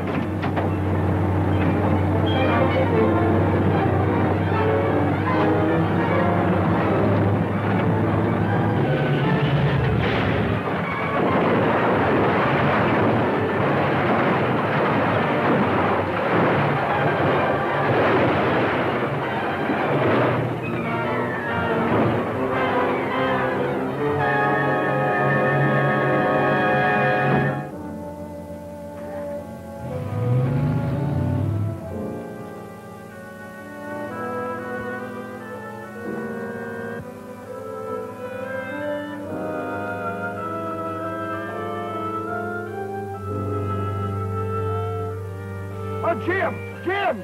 Well, come on, stop yelling. Get in here. Hey, this thing's full of thorns. Oh, come on, let's get a look at that truck.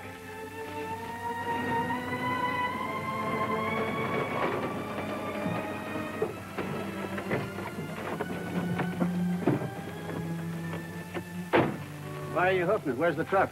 Right at the bottom of the hill. Did the load get away from you? Not exactly. Well, we were doing all right till the truck pulled up right in front of us in the middle of the road. Was it our pickup truck? Well, we didn't have time to stop and look. Let's see it.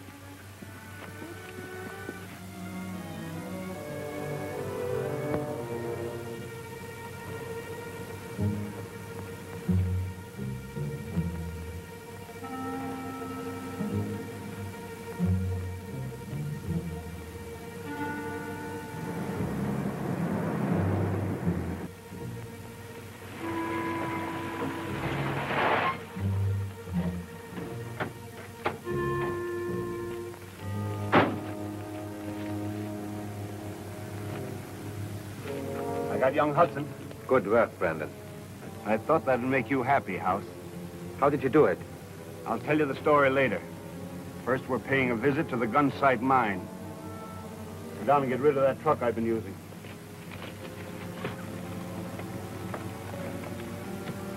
Take him out. Come on.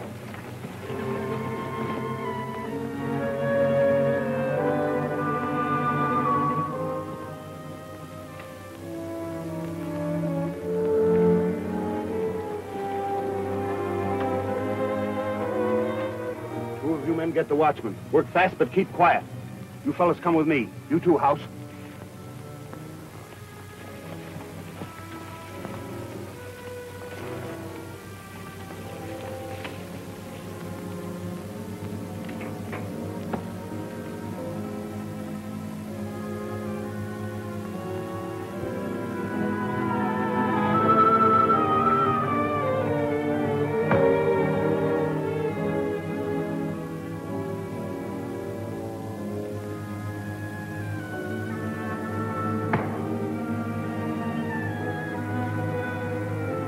Nothing to be done about the truck.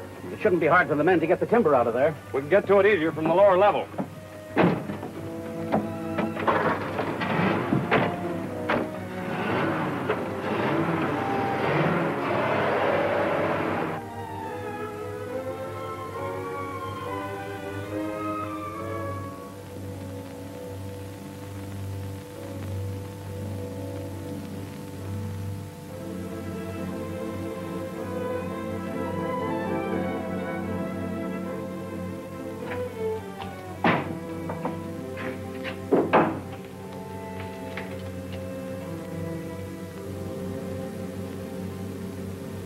That's it.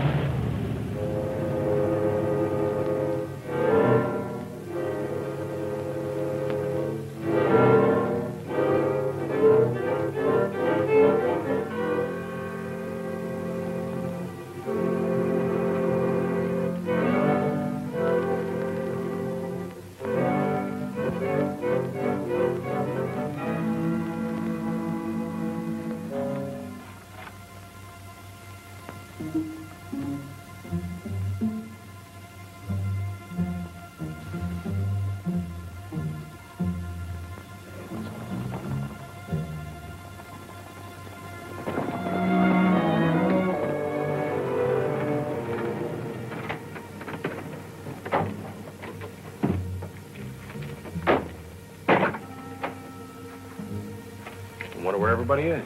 Probably asleep where we ought to be. Well, that doesn't account for the watchman.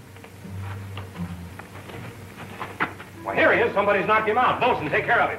I wonder if Dad's all right.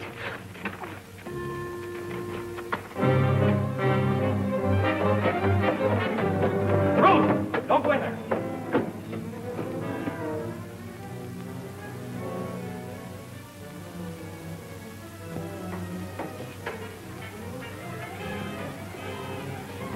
They've stolen the Paratron.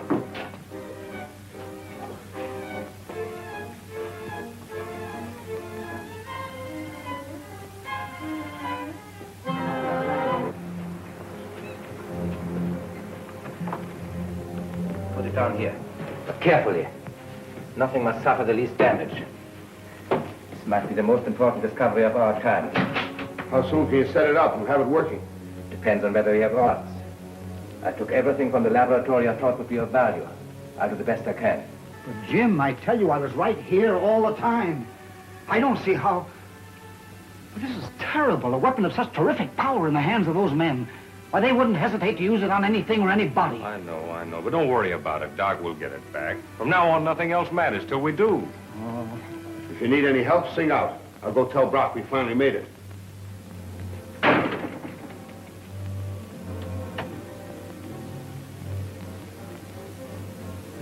VR to HB. VR to HB. Come in, HB. Come in, Brandon. Well, Chief, we made it. Everything worked out according to plan. Good. What about the Paratron? We've got the Paratron here at the ranch. Dr. Hauss is putting it together now. And we'll be able to cover every bit of territory within a radius of 100 miles. You do the piloting, I'll do the observing. Well, I think that's an excellent plan. Perhaps, but why tomorrow night? Well, if they can put the Paratron together, they'll certainly want to use it. And if they do, we'll be able to see that light for 50 miles. What I want to know is where are you going to get the plane? I'll go and tell him tomorrow and ask Mr. Brock. So far, he's been able to give us anything we've wanted. I hope it works.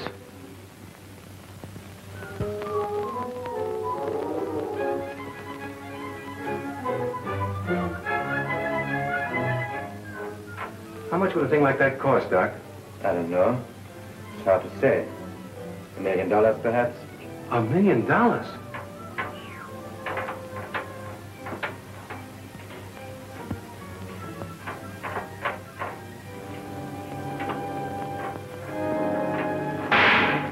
Meddlesome pig.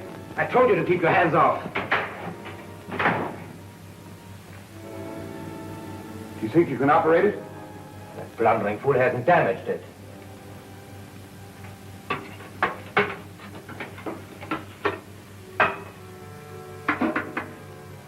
Well, I guess that's all right.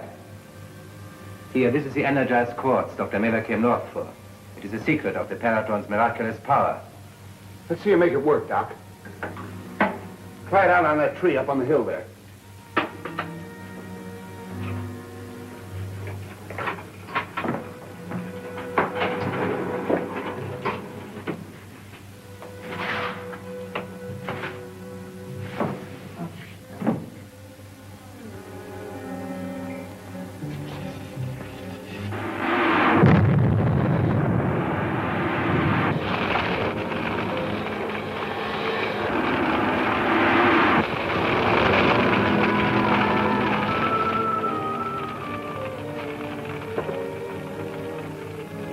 That's hot stuff, Doc.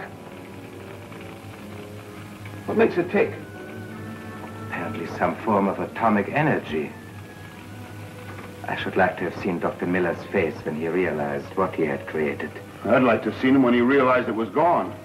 What do you think Brock is going to do with it? Probably send it abroad as soon as possible. You know, you can't hide a thing like this. I hope he does not take it away from me too soon. Such a long time has passed since I have worked in it.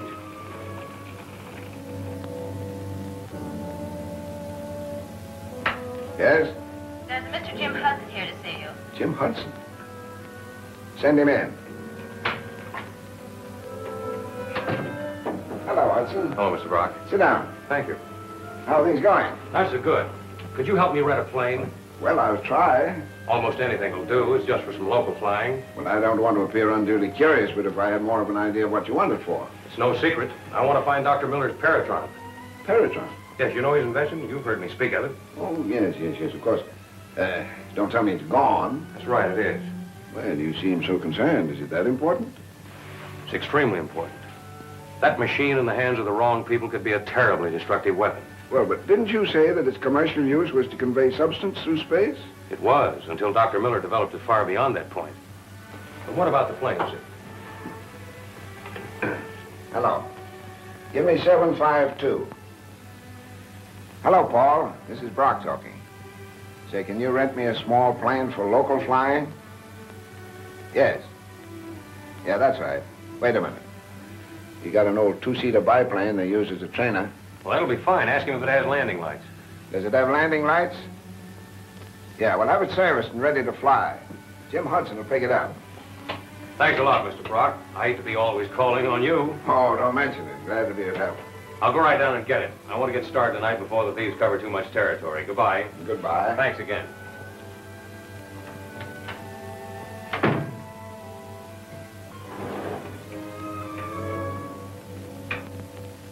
Now is your chance to test the destructive power of the Paratron. Tonight. Okay, we'll be waiting for him. And this time, don't report his death until you're sure of it. Right. Anything else? No.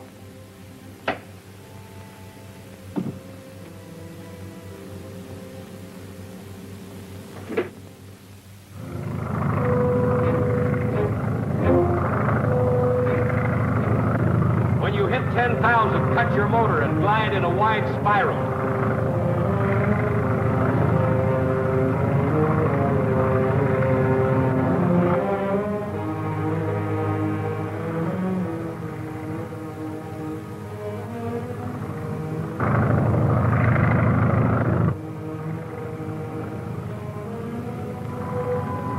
Hear that plane?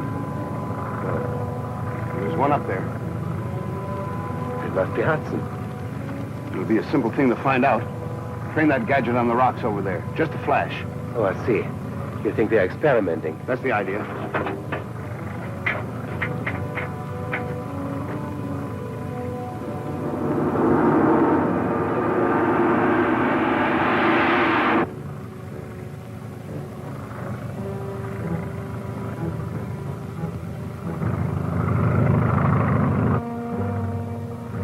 Try it again.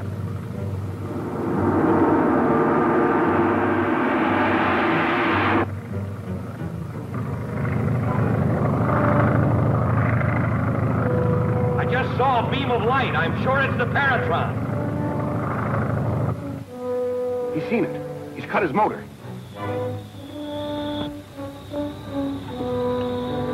What's that building down there? That ought to be the old Kurtz Ranch. Did the light come from there? No! Further over the hill.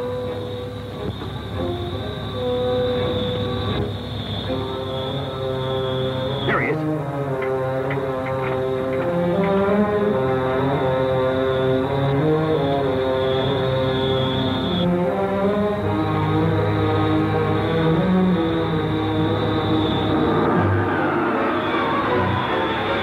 There it is. That's it. Get over that peak.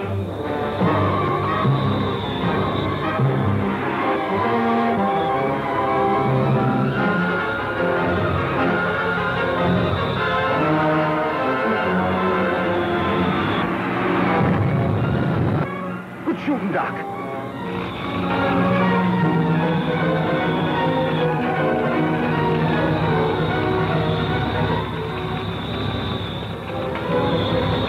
Too bad that mountain cuts off the view of the fireworks.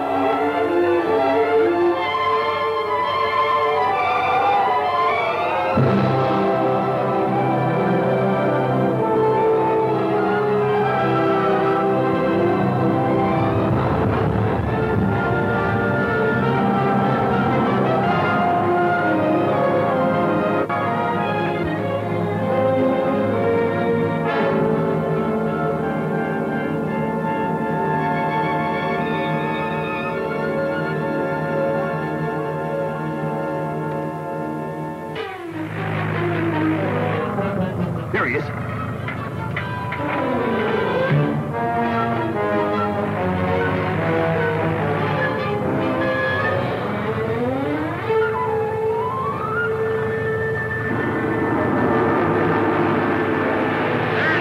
That's it. Get over that peak.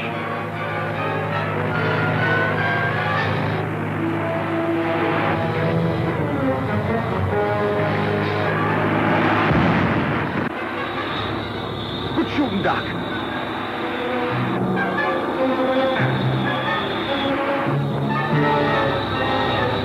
Too bad that mountain cuts off the view of the fireworks. Bail out!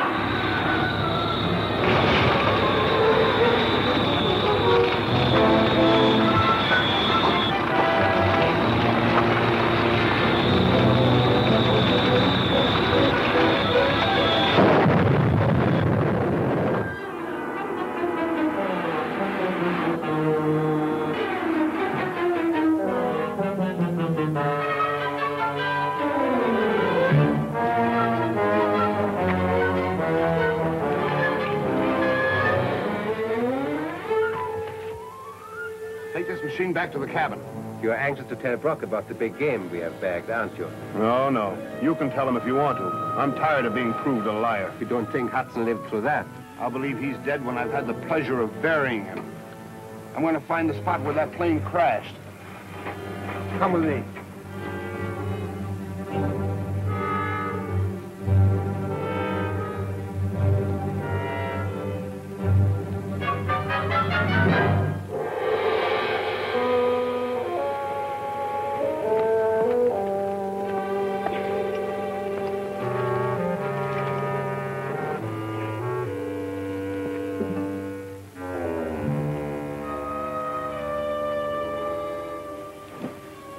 I'm sorry, Ruth. If I'd have thought this had happened, I certainly wouldn't have brought you along. Now, none of that. I'd rather be here with you than back there at the mine wondering. You're a great pal. Now, look, here's what I want you to do.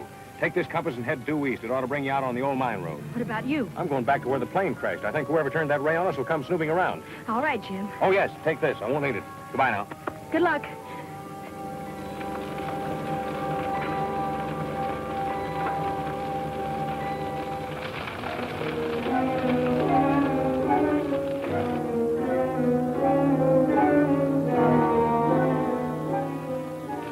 They're done for.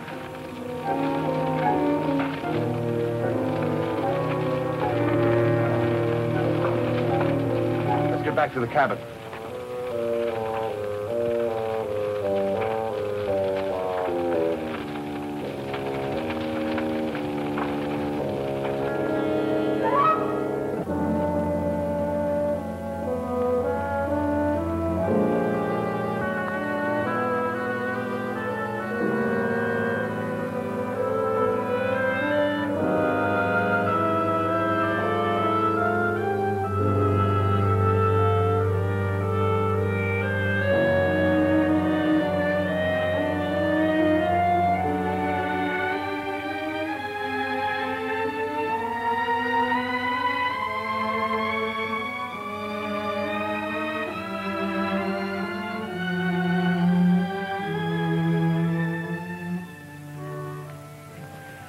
I didn't get close enough to those two fellas to recognize them. The only thing I'm sure of is that Kurtz's cabin is the hideout. And I'm for sending the marshal up there and arresting the whole bunch of them. Oh, it wouldn't work. And why not? He's right, Bob. If the Paratron's in that cabin, you couldn't get 100 men within a mile of the place. Well, you know what it did to the plane. Well, it's not like you two to sit back and take it without a fight. What's on your mind? Very simple. We know the outlaws have a spy right here at the mine. Well, I've been working on that. I've got 2 suspects myself. Wait a minute, Bob. Wait till I finish with them.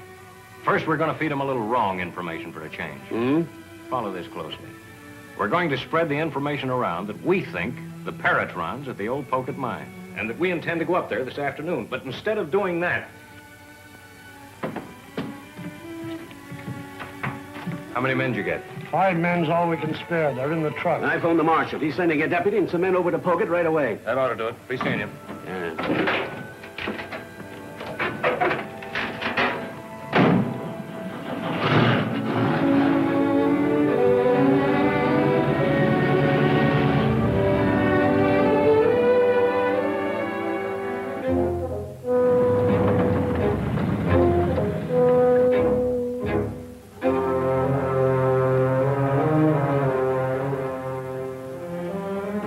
Stick around till you hear from us. Come on, Bosun. Have you told Brock that we're getting the Peratron ready for shipping? Yeah, but I've got work to do before we move it out.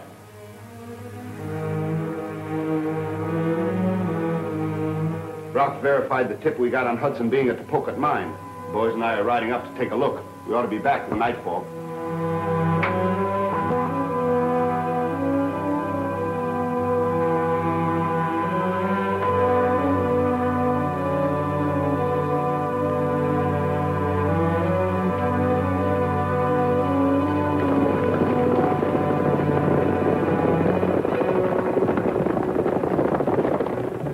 What's next, boss?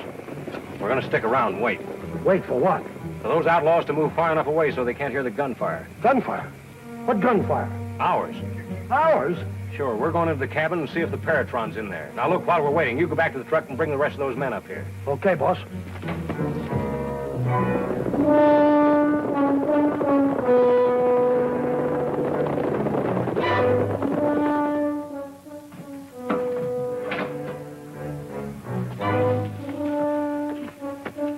got the men staked out just like you said, boss. You tell them to make a lot of noise? They'll make more noise than a division of infantry. All right, let's go. All right.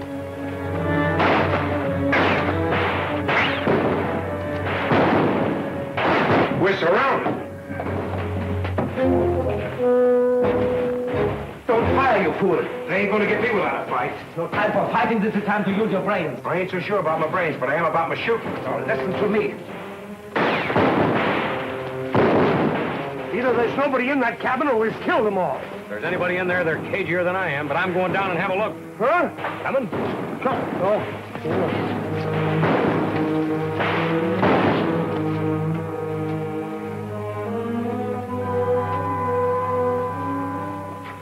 Now, here's the plan for action when the outlaws get here. You two men will be laying low over here on the right. You two men...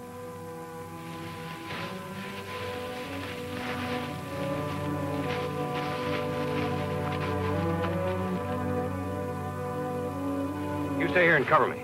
Oh, let me go, Jim. No, you're too big a target. If you see anything moving, be sure and hit it. I sure will.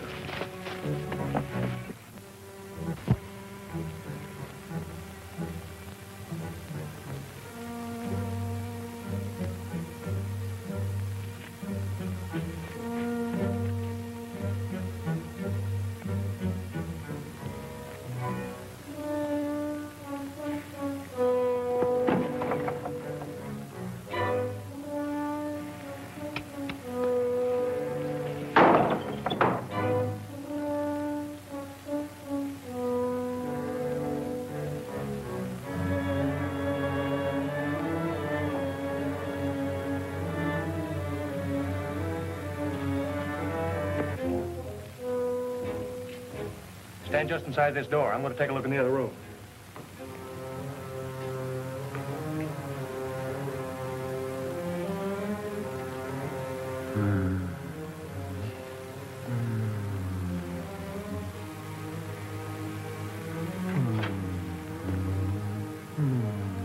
Bosun. What's Dr. Hauss? Help me get him untied. Well, I know him. He was on the ship with us. Oh, Mr. Hudson, you have finally come. I'm so grateful, so thankful. Never mind that now, Doc. You take it easy while we look around. Search the rest of the cabin, see what you can find.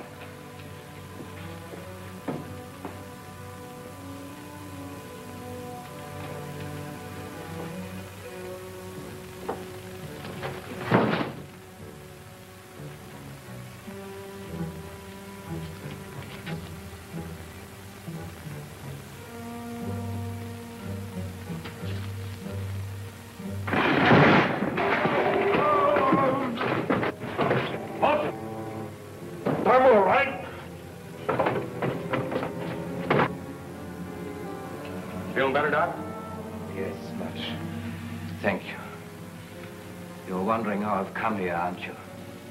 Well, yes, sort of. Remember when we were on that ship? I went to see the captain about that murder. I don't understand why, but he had me locked in the hold. And then the ship ran into the iceberg, and I remember nothing anymore. Nothing until one day I regained my senses, and I was in the hands of these terrible men. Things they have made me do, you can't imagine. I'm so glad you have come. I couldn't find it anywhere, Jim. Oh, Dr. Miller's Paratron's been stolen. We thought perhaps it was here. Yes, I know. With the gun in my back, they made me work it. Well, you were the one who tried to burn me up last night. They tortured me. They forced me. Take him back to the gun site. See that he gets plenty of hot food and rest. Come on, Doc. Thank you, Mr. Hudson. Thank you.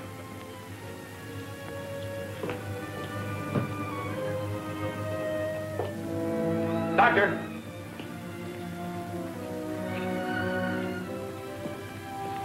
Do you know where the Peratron is now? No. It's out there somewhere. Whenever they take me from here, I'm blindfolded. I'll go on up to Pocket Mine. The deputies probably grabbed those outlaws by now. Might be able to get some information out of them.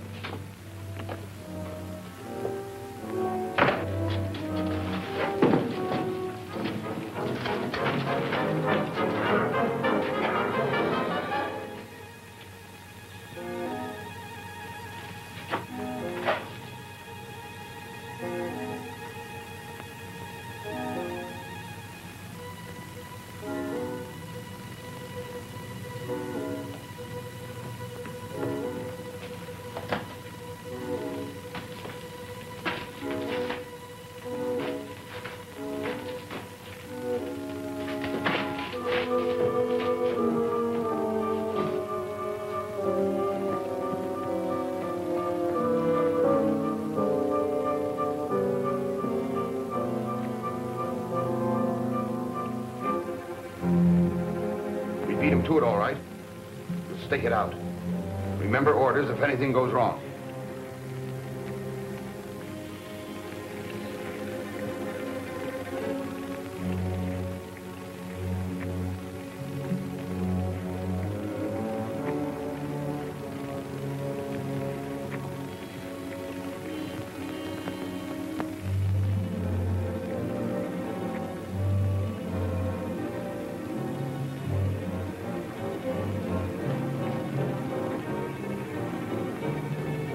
Drop your guns. You're under arrest.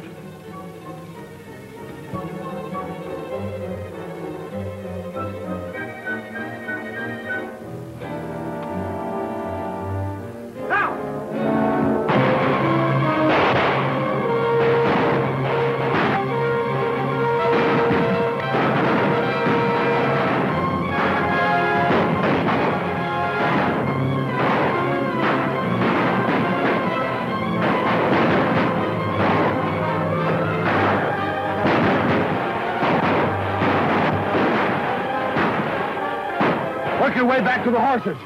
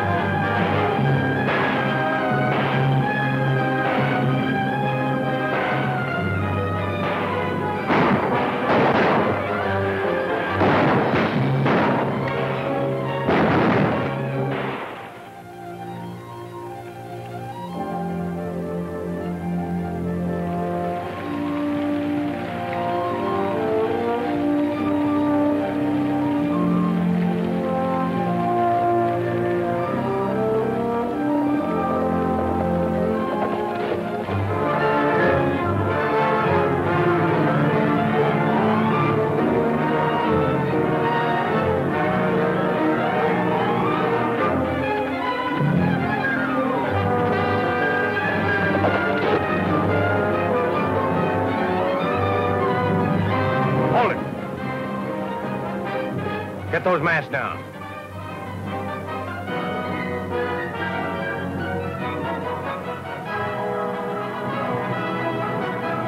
Get rid of those rifles. Dismount.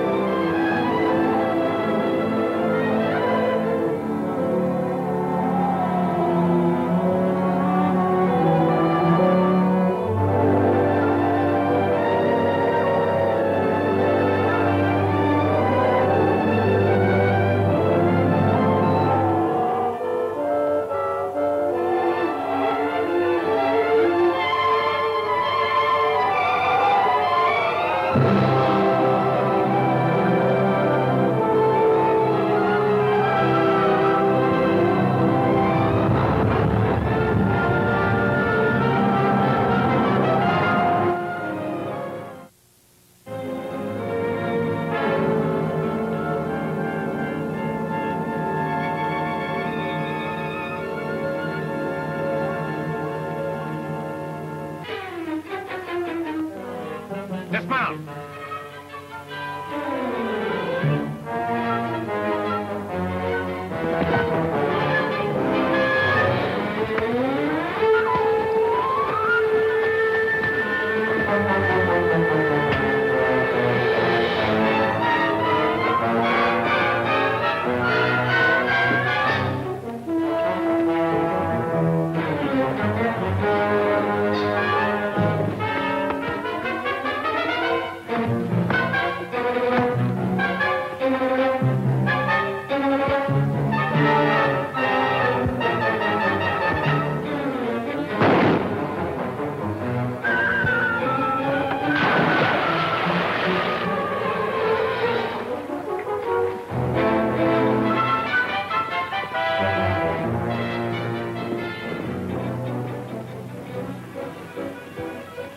Lucky thing I came along in time to plug Hudson.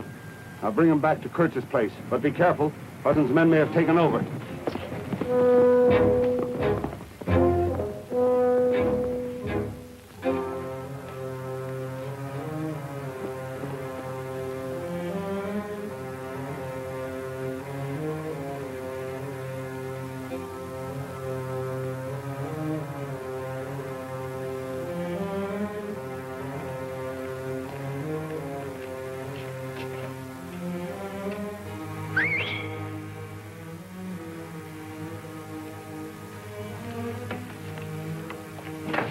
What happened to you? Everything okay? Things have been happening so fast around here, I don't know.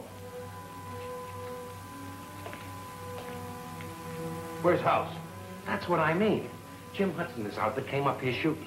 I wanted to fight it out, but Hauss made me hide in the chimney. Where's the Paratron? In the chimney. You know what? When Hudson and his outfit moved in here, Hauss acted like he was an old friend of theirs and went along home with him. I don't get it.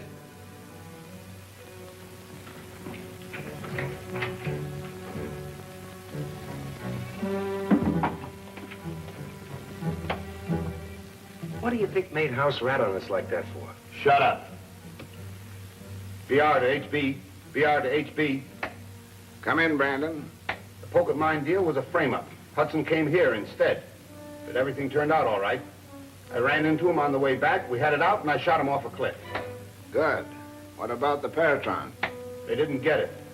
By the way, Hauss pulled a fast one and went over on their side. Looks like he's trying to save his skin. Maybe he's smarter than you'll give him credit for. Let's take on him. You'd better clear out of there right away. Where'll we go? Go to the pocket mine. After what happened today, no one will ever suspect.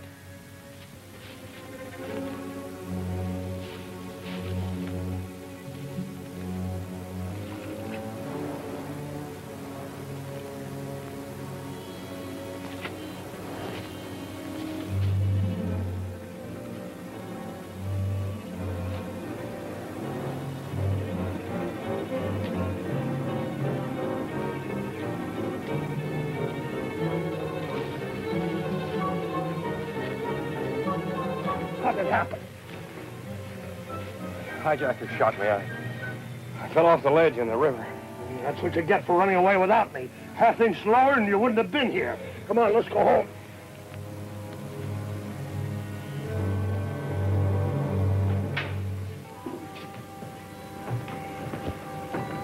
Here, crate the radio, too. Okay. You ain't gonna take all them explosives and ammunition, are you? Why not? Why, this don't even make a dent in what's left down there. Let me take a look.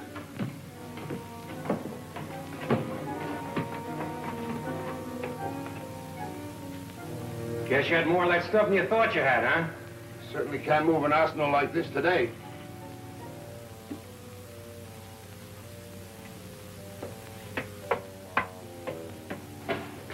You gonna leave it here as is? Yeah, until later. You sure you got all the parts for the Peratron? All packed and on its way. Well, we gotta get moving before some of Hudson's outfit comes snooping around again. Right.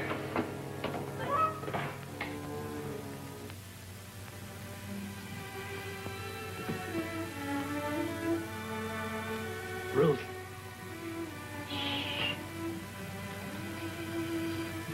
How is he? I'm all right, Bob. Oh, playing possum to catch a little sleep, eh?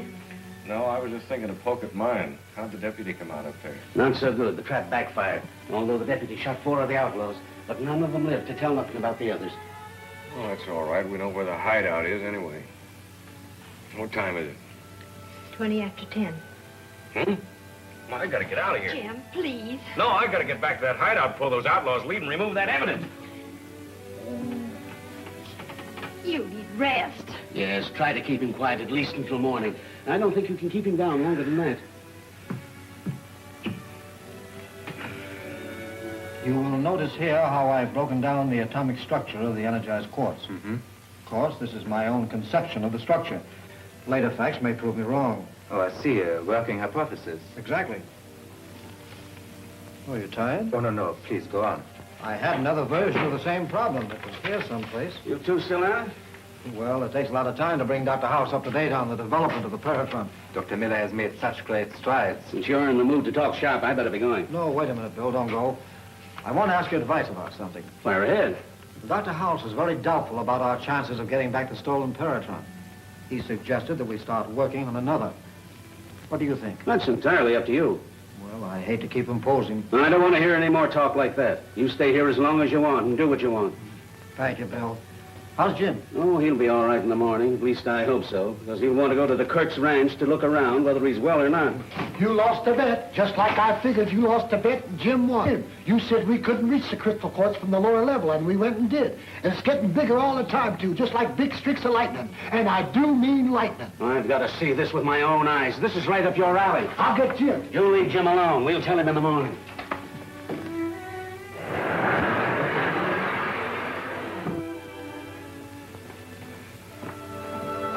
There she is, boys. Well, there's enough quartz there to charge 100 Paratrons. If used properly, that could make a country the most powerful in the world. You know, the quartz on the lower level might be even stronger. I wonder if Grid has got a specimen of it yet. I'll go and see.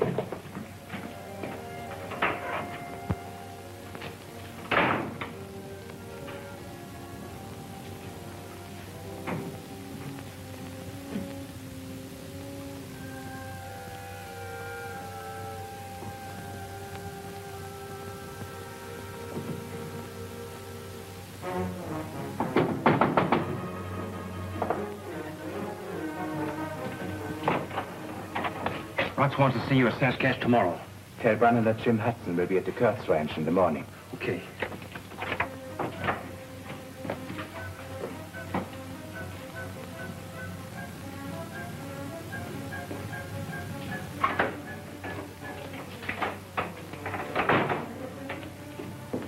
Doctor, do you want to help me analyze quartz?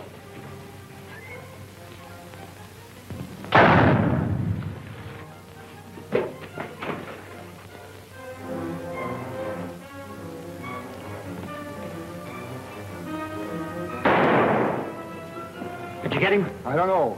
What'd you see? Somebody was snooping around the lab. You told me to shoot even if it was one of our own boys. That's right. Go check the bunkhouse and see if everyone is there. They've got the Paratron. What do you think they're after now? Dr. Miller. They're after me. You? I know it. I feel it. They want me, and they won't rest until they get me. Now, don't you worry, Doctor. I'll assign a man to guard you day and night. Thank you, Mr. Hudson. Thank you. Get everything? Yeah.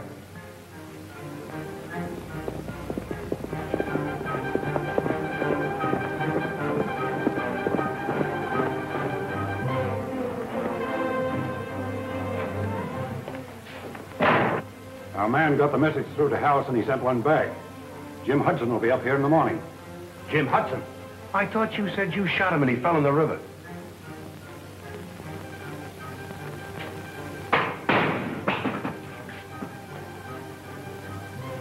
Did you say in the morning? Yes.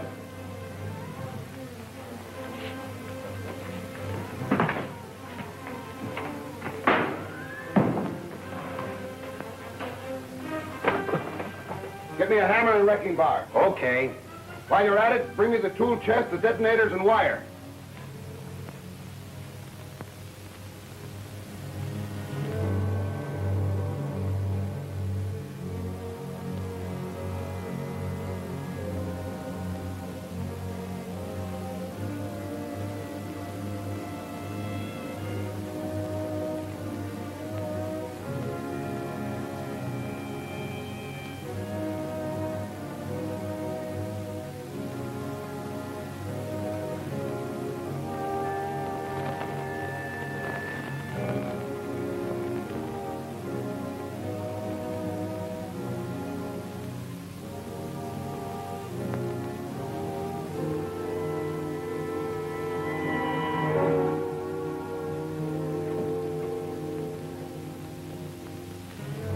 You sure that booby trap's gonna work?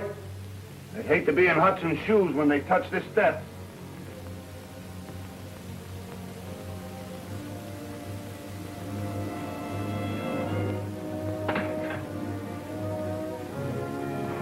Finders keepers, huh? Whoever finds this is out in the keeps. Get it?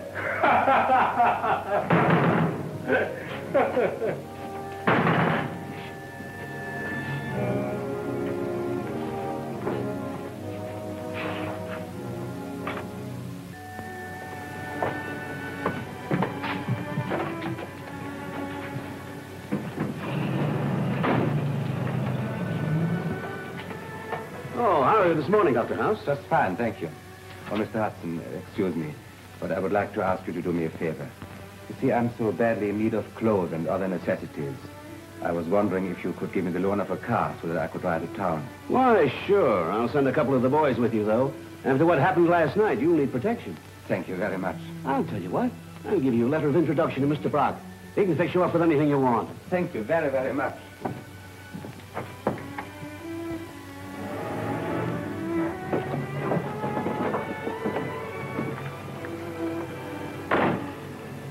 All right, you two fellas, stake yourselves out around the house and make sure nobody surprises us.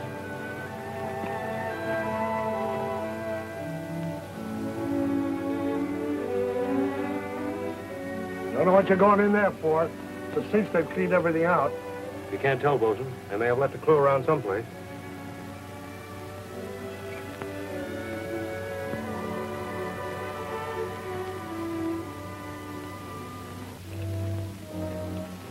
Look around, Bosun. If you see anything, sing out.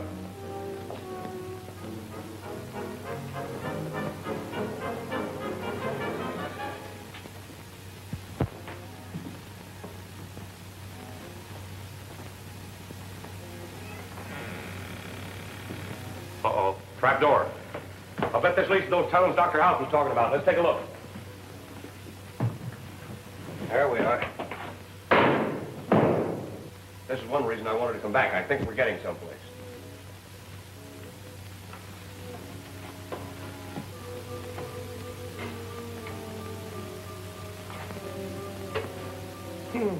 All the modern conveniences. Should we take a look? Sure. You better stay here.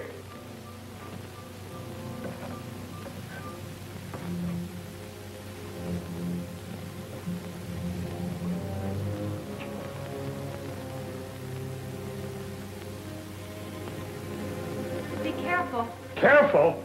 Why? Do you think the place is haunted?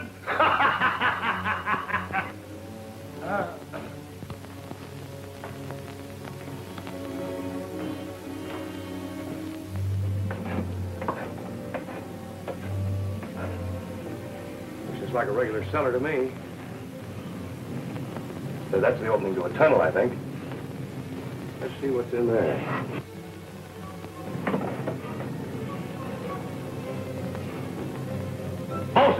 I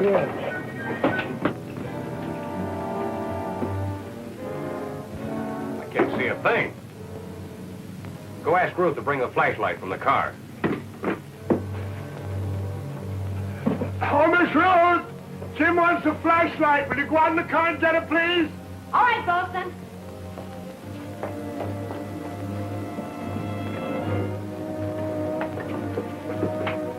Jim! Yeah, over here. Your eyes will get used to this dark in a minute. It's like they were hoarding sugar.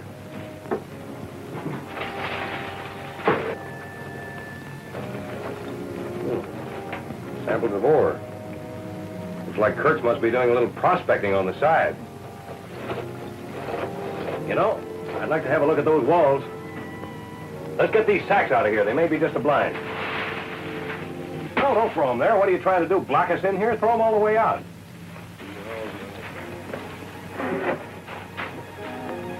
That's it.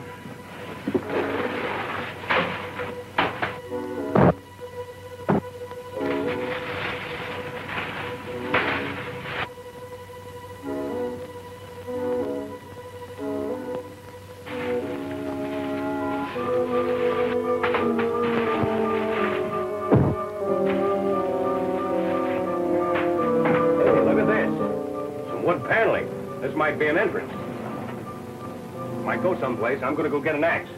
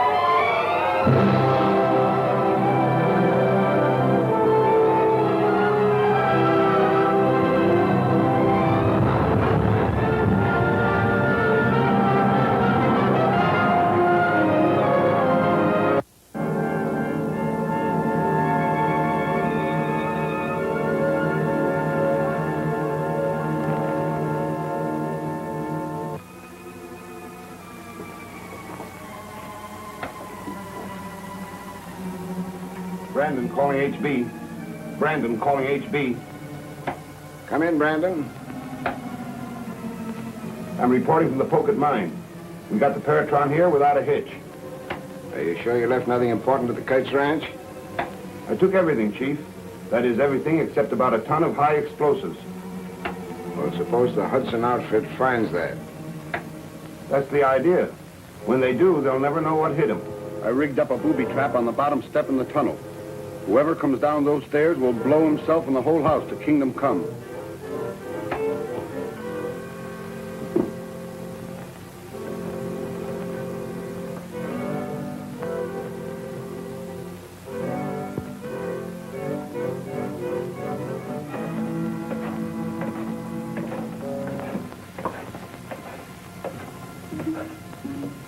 Looks just like a regular cellar to me.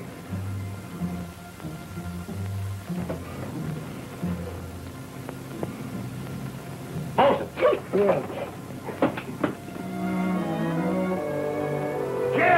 Yes? Never mind the axe. We don't need it.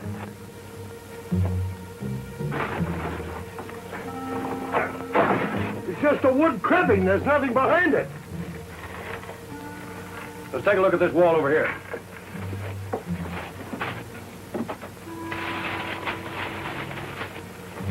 Let's get these out of here.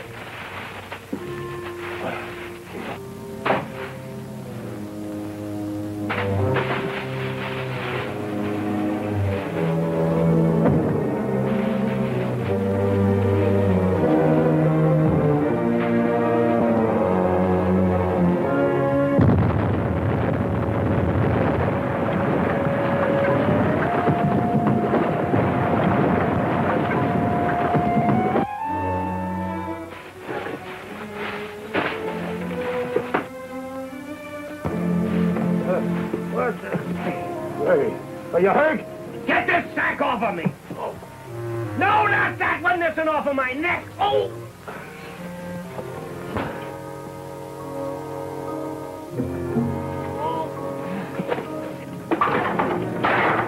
Jim! Martha!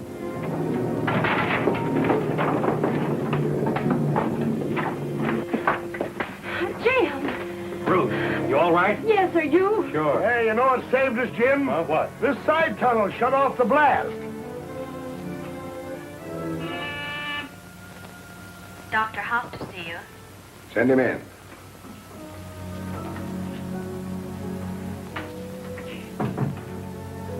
Well, I was afraid you wouldn't make it.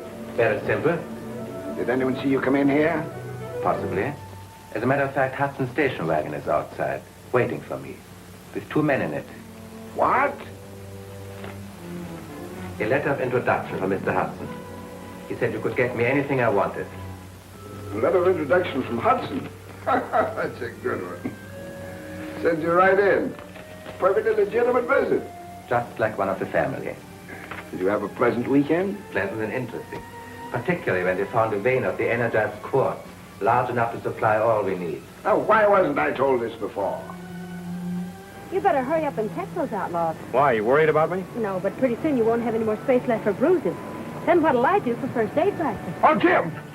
There's a couple of fellas riding down the trail. Uh-huh, just as I thought. They're checking up on their booby trap. I want to catch at least one of them alive. Now, look, here's what we'll do.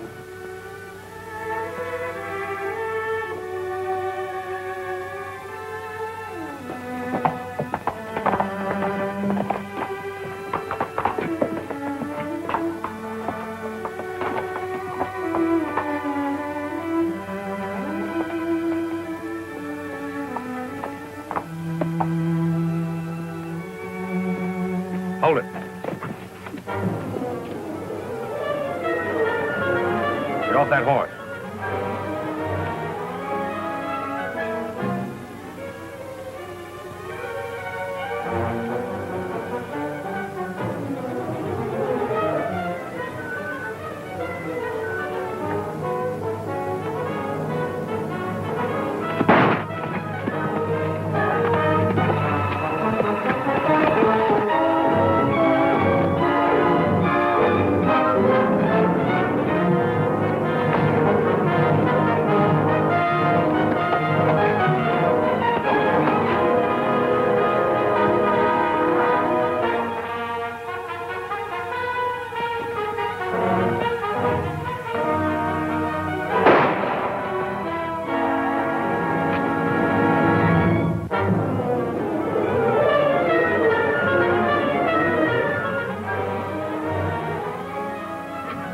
What, did you get the other one? Well, I winged him, but he wouldn't fall off his horse.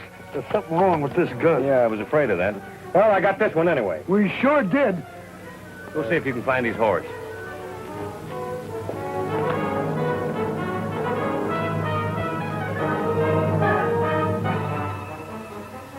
I've got enough financial claims against the Gunsite mine to give me the legal right to put in a bid once we get the Hudsons out of the way. Good. Are you sure Jim Hudson noted the book we're using? Certainly. Well, that offers an interesting possibility. What do you mean? Could you get him to listen in on us tonight at 12 o'clock? But he may recognize your voice. I don't see...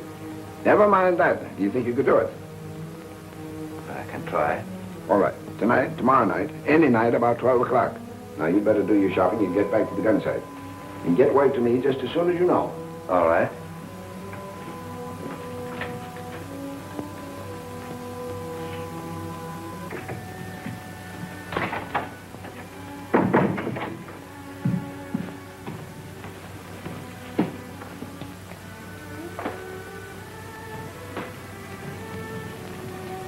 One of your men hurt? No, one of the outlaws. I got him this morning. I hope we can get some information out of him. Is he badly injured? There are no bones broken. He may be hurt internally. I don't understand it. I couldn't have hit him that hard. Do you mind, Doctor? Not at all. I'll go get some smelling salts and see if we can bring him to. He seems to have a concussion, possibly a fracture. I believe he should be taken to the hospital in town. If I had my way, I'd turn him over to the marshal. I don't believe in coddling crooks. I'll bring the station wagon around front. You telephone the hospital and make the arrangements, will you, Ruth?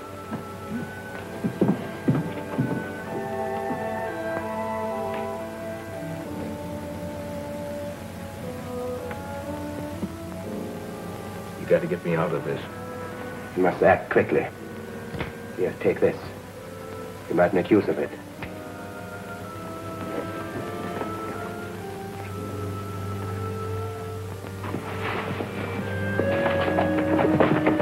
Just had word from the chief that you're not to use the shortwave anymore till you hear from Hauss.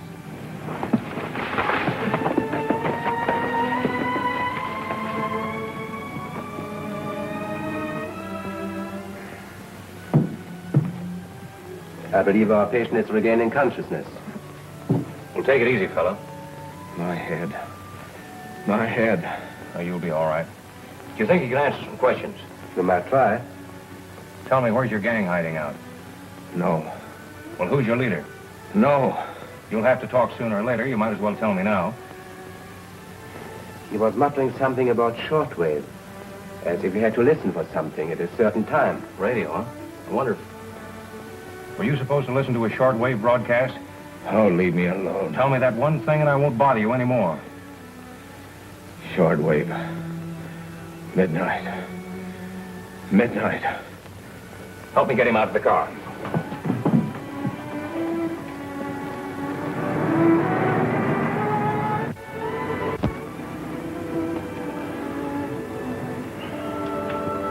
How is he? He's all right. He's a little bit restless.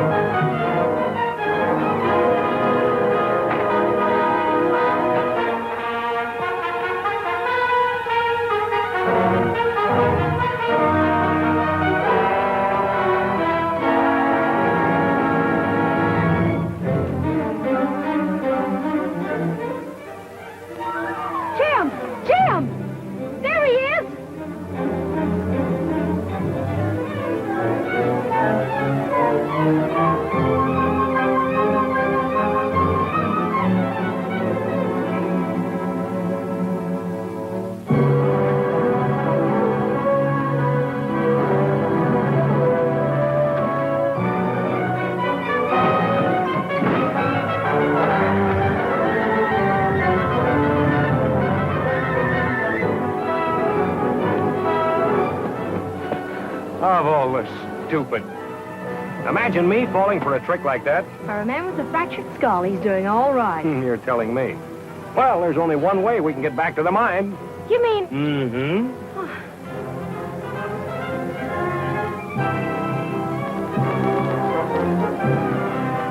You know, there's one thing I can't figure out. What, Jim? The knife. The knife? Yes, where'd he get it? Digby calling PHQ. Digby calling PHQ. Digby calling PHQ. Come in, PHQ. Jim, hurry, hurry.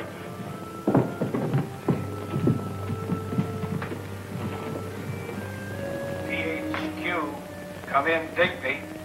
PHQ, come in, Digby. Be at the Morley mine at dusk tomorrow with 5 mounted men and 4 pack horses. Got that? Okay, go ahead. The Morley, that's the abandoned mine adjoining Pokin. Move the boxes you will find at the bottom of the old shaft to the designated spot on the coast. Got that? Okay. Digby off. Digby off. Hey, you don't suppose that parrot thing could be in those boxes, do you? Well, I don't know, but it's worth a try. What do you say, Pop? If we want to get there before they do, let's get going. We ought to arrive a little after dawn.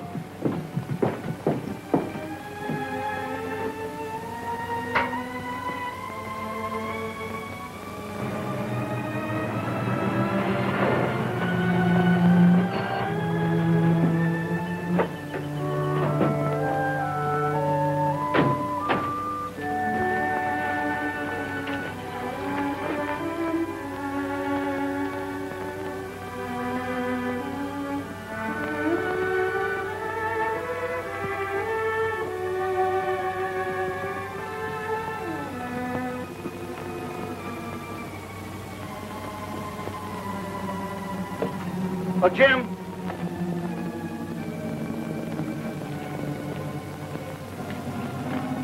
Morley shaft. I haven't been up here in 20 years. Don't look like no one else has, neither. The Paratron's down there. They've done a good job of hiding it. Get those boards off there. I'm going down and take a look. That cribbing's pretty rotten. Better put on a safety rope. We'll need it to pull up the Paratron anyway. Are you going down, too? I'm just as nosy as you are. All right, now give me that crowbar.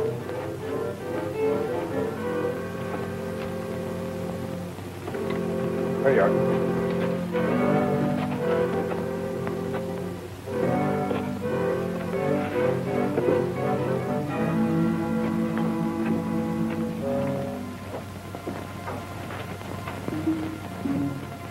I'll let them get all the way down the shaft.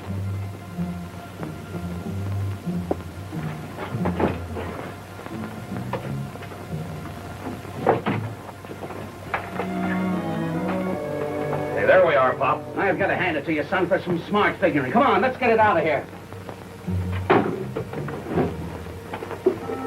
Wait a minute, Pop. That doesn't feel right. Rocks.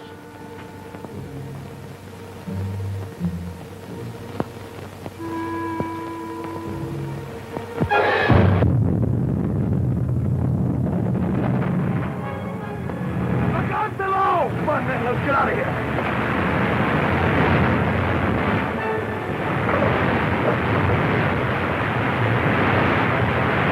How's that for the perfect accident?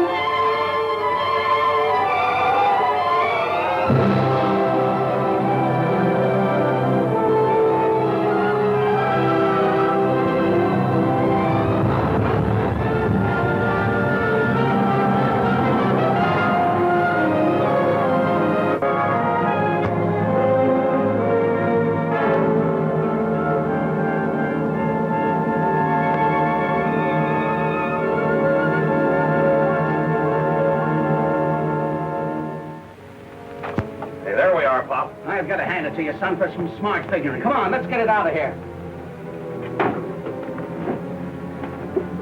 Hey, wait a minute. That doesn't feel right. Rocks.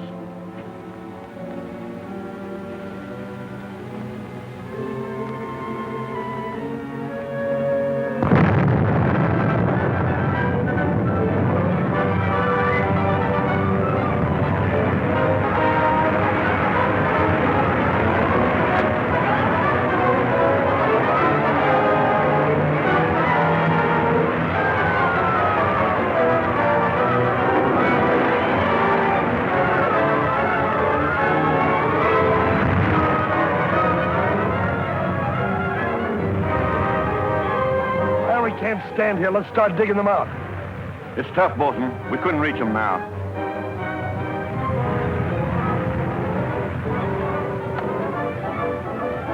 Coming, Bolton?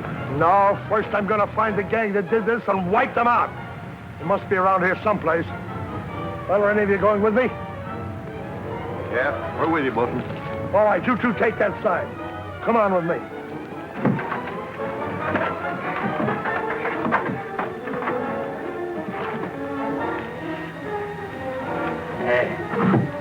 It's a lucky thing that old cribbing wasn't strong enough to hold that dirt.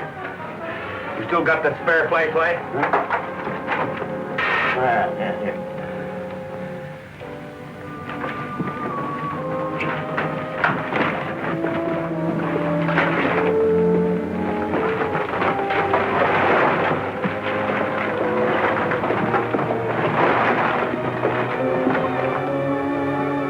Might be a drift of the old pocket mine. Yeah. Well, anyway, it's got to come out somewhere.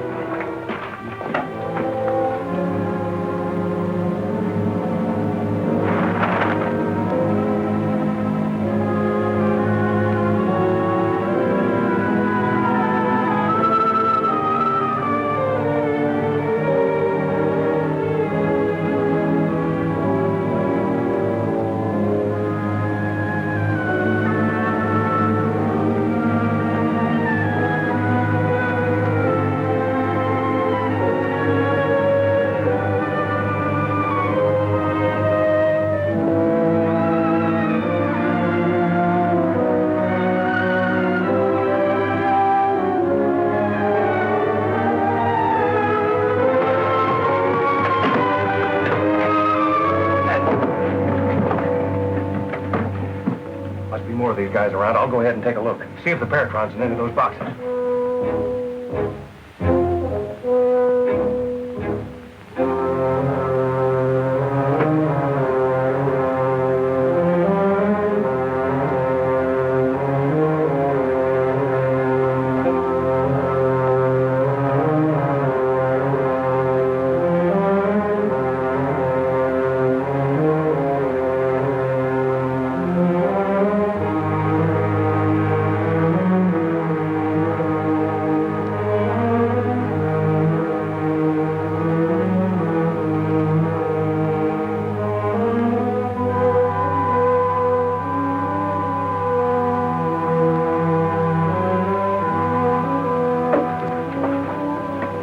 In here, all right. That's fine. Now all we have to do is get past a half a dozen outlaws. Where are they? Down there, about 100 feet. Hey, where's that guard? No, don't worry about him. He's all tied up and tucked away. Good. You ready? Yeah, we'll have to shoot our way out of it. And with one gun. I wish I'd...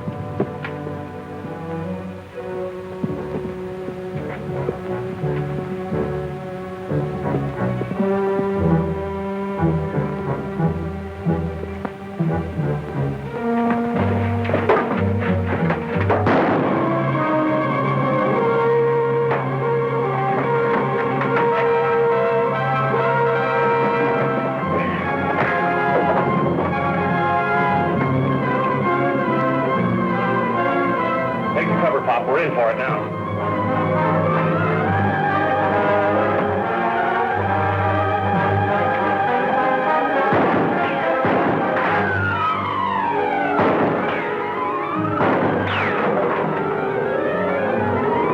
Get a couple of torches.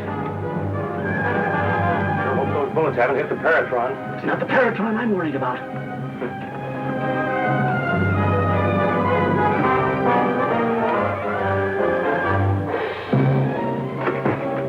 Hey, we got plenty of ammunition anyway, Pop. Here, you better stock up. Here they come again. Look at those crazy fools, lighting torches so we can see them better.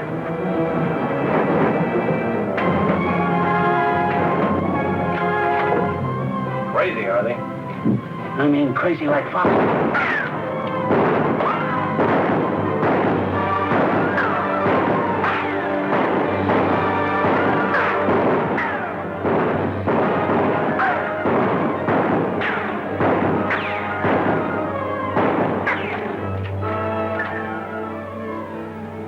This is like shooting black cats in a dark alley.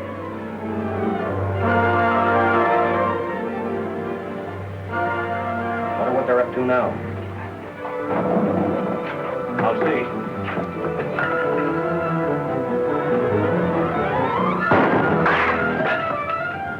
Well, you saw.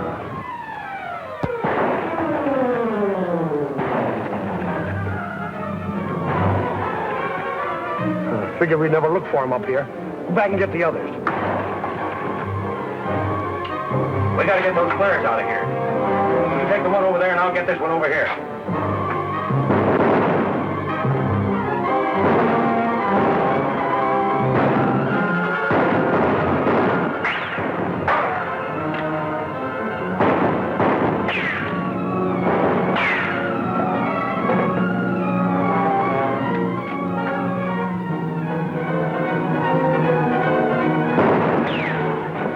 Back there, get it out. We'll hold them off.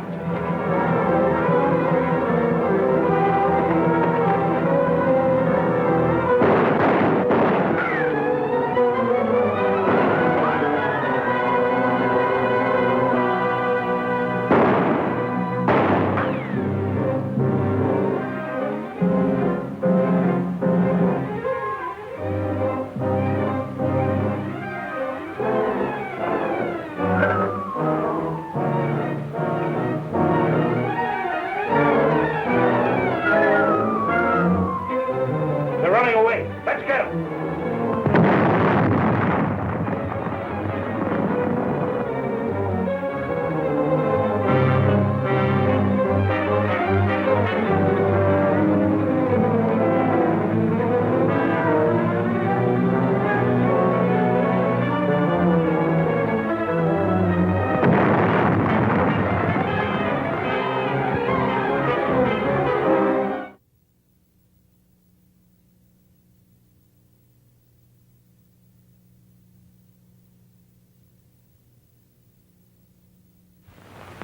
BR to HB.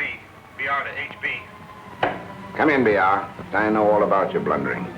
We can't stay here. Hudson will come back in force and wipe us out.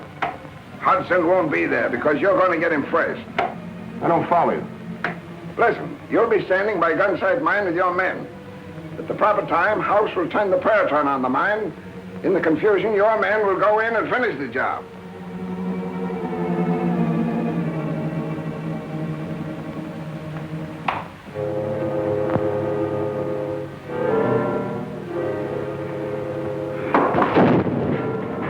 Well, I reached the end of my rope. I can't work under these conditions. Violence, fighting, murder. Where are you going, Doctor? To see Hudson. I'm going to make arrangements to take the Paratron back to Seattle at once. Please, Doctor, don't act in haste. I've made up my mind.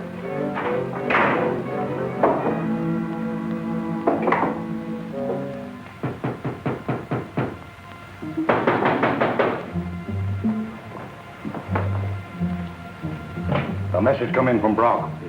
Turn the Paratron on the mine buildings. Destroy everything you can.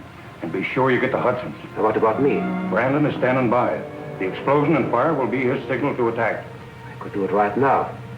They're all in the house.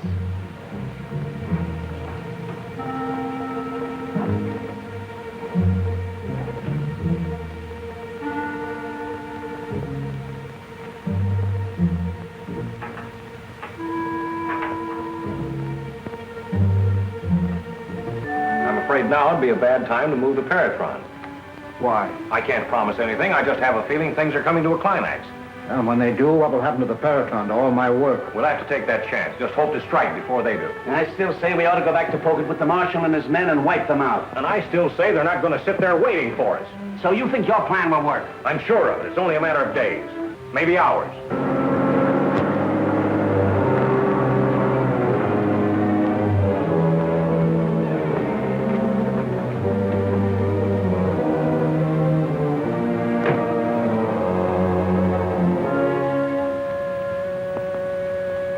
Relax, boys. Nothing yet.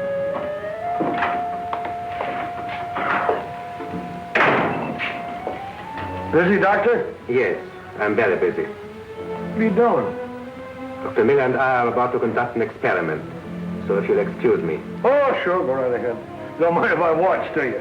Dr. Miller is in a rather nervous state. Uh-huh. Too much excitement, huh? If you please.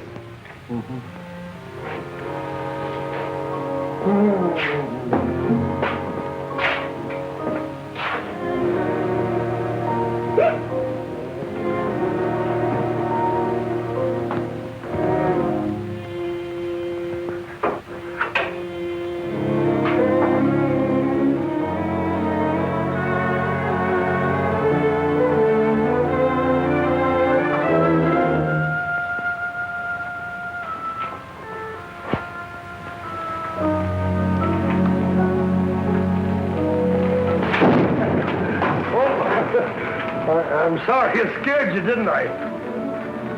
Thought it was water. Of course not, you fool. Leave those chemicals alone, or you blow us all up. Yeah, well, I guess I'll be going. Thank you very much. Oh, you're welcome. Hello.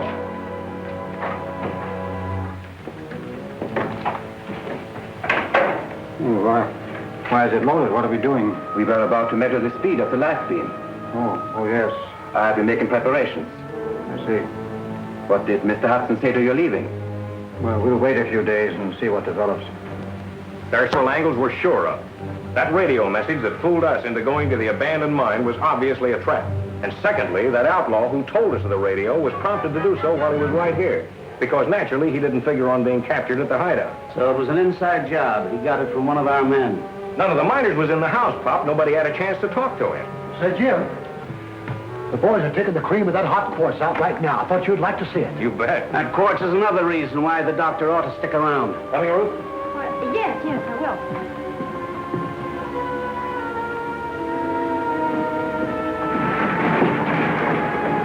I don't think I should go down, Jim. Dad worries me. Well, your father's all right. We'll only be gone about 20 minutes. Come on. Well, all right. There you go.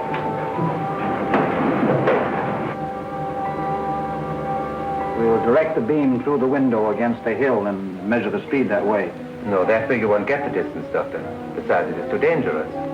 I suggest we take the Paratron outside and direct the beam into the sky, where it can do no harm. You're quite right. It was very thoughtful of something. I'll get a couple of boys to help us.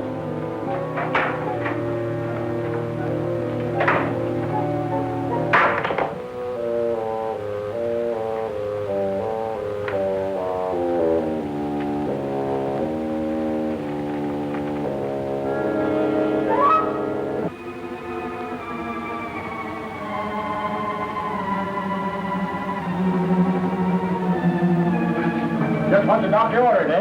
Yeah, the quartz seems to be getting stronger the deeper we go. What are we stopping here for? I want to show you the difference in the quartz on this top level.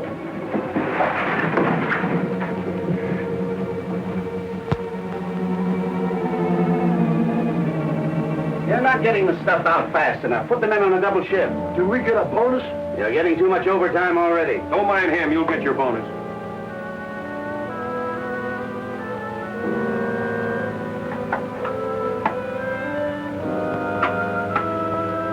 My belief the array will reach 20,000 feet. Now we'll see.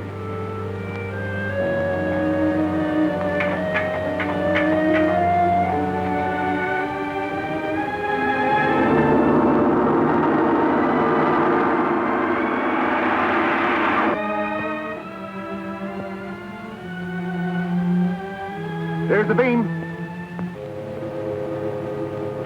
Stand by, men, any minute now.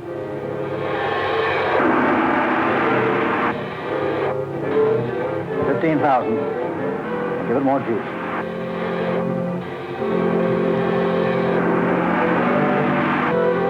We're depending on you to get the ore out. I'll get it out. Okay, Bob.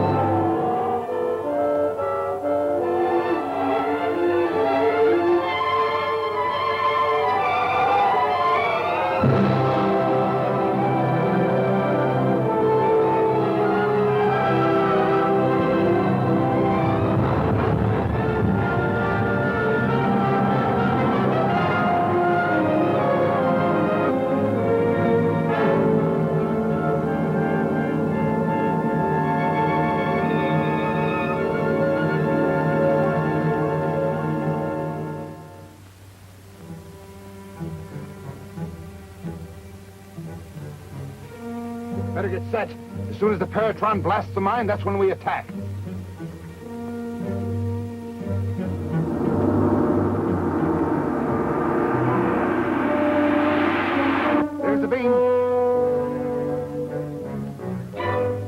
Stand by, men, any minute now.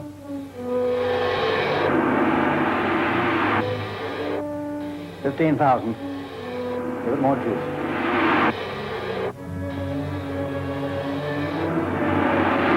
We're depending on you to get the ore out. I'll get it out.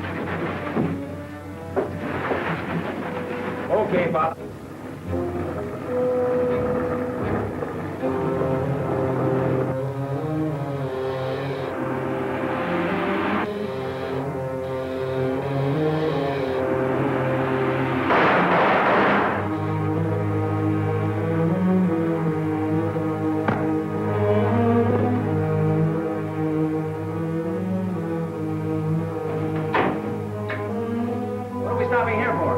Show you the difference in the quartz on this top level.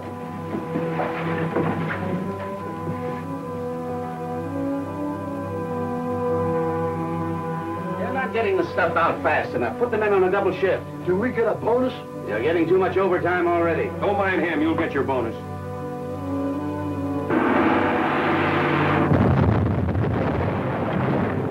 What's that? Follow me quick. Up this ladder.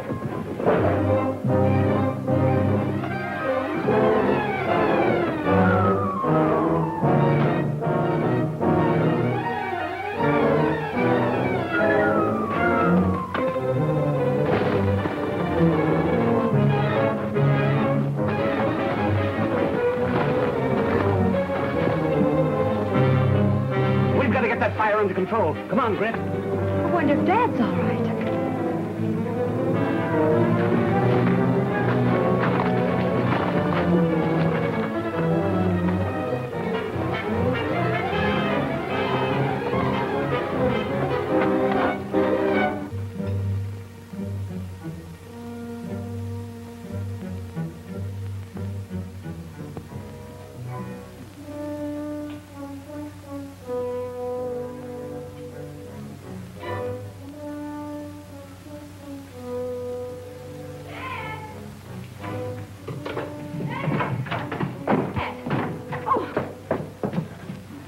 What happened?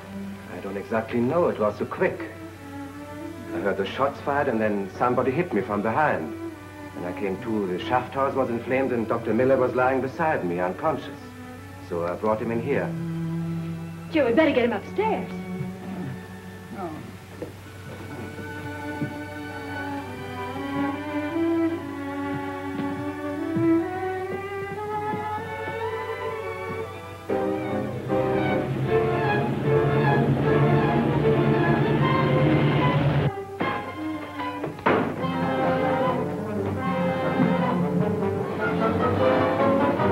Your guy.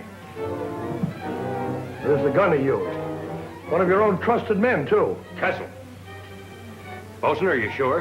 Why, I saw it with my own eyes. Then this must be the man who attacked Dr. Miller and myself. Come on, sit back and make yourself comfortable. Now tell us all about it.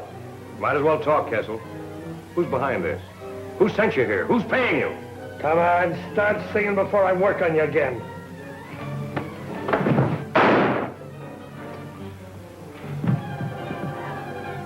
Why'd you do that? He wanted to kill me. I lost my head. I'm all confused. I don't know anymore what I'm doing. I'm sorry. Pop, there's your man that's been working from the inside. Well, it's about time. Kessel. Why?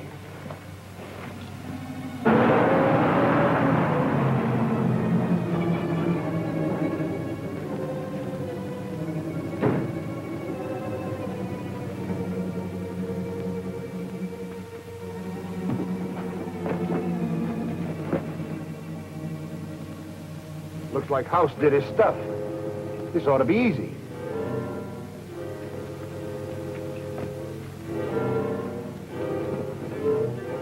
Huh. It's them high binders again. Come on, man!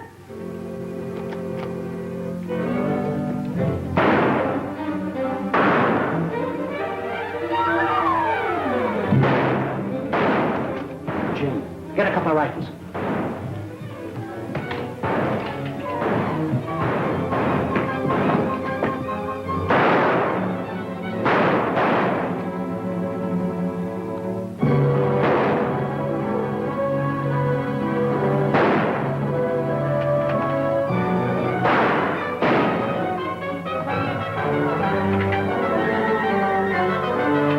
after the Peratron. You must take it inside.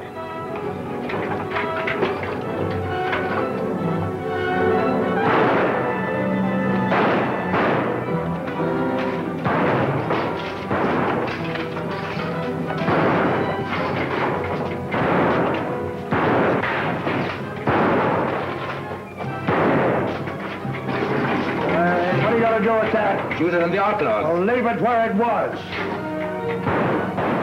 I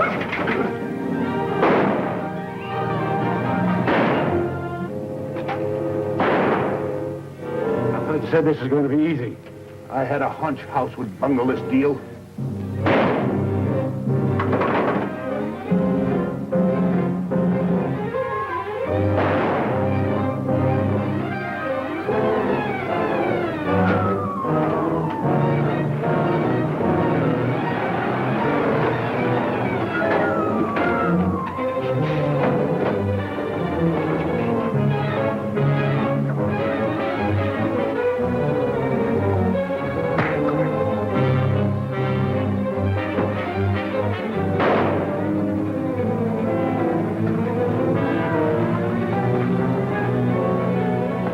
Thanks, Bob.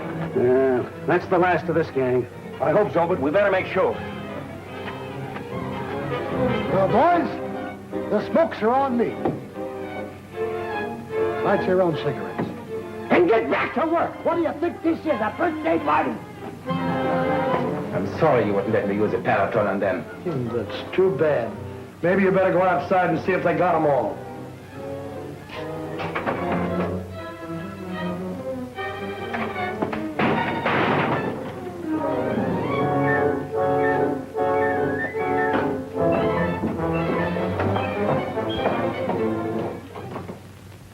There are members of this gang still around. Sooner or later, they'll be back. I agree with you, Doc. I think you should take the Peratron and return to the States. And I shall accompany the doctor, of course. Certainly, Dr. Hauss. Well, fine. I'll load the Peratron in the station wagon and get things ready for you. Thank you, Jim. You know, Doc, for your sake, I'm glad you're gone. But it's going to be awful quiet around here.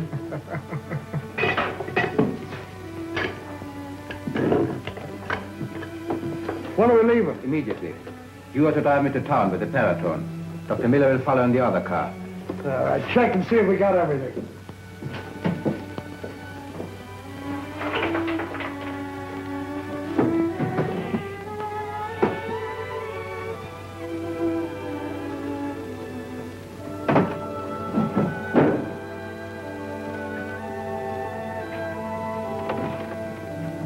Sorry to have kept you gentlemen waiting. See you later, Bosun.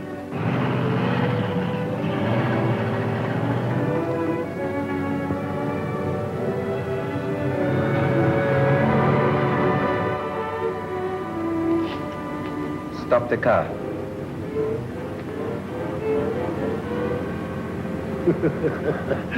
Put that thing away. You could kill a guy with that. Stop this car.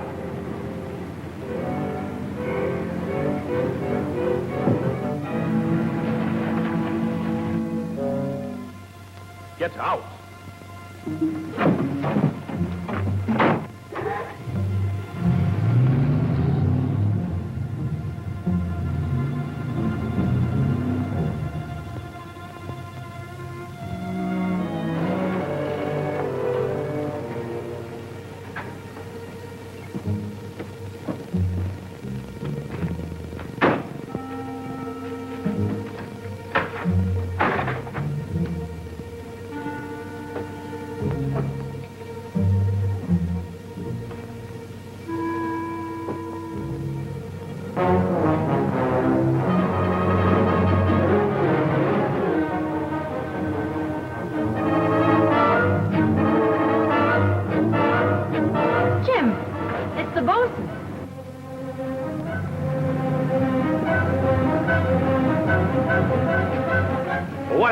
You were supposed to go on into town. Well, he pulled a gun on me. Well, it wasn't quite according to plan, was it?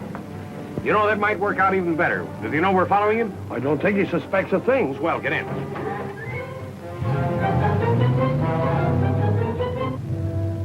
Did you have to come straight to my office after that showdown at the mine? Where should I have gone? Never mind. The thing now is to get you and that Paratron out of town fast before the Hudsons come looking for it.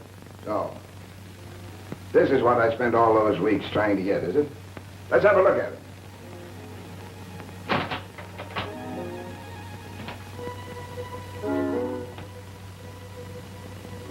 You stupid imbecile.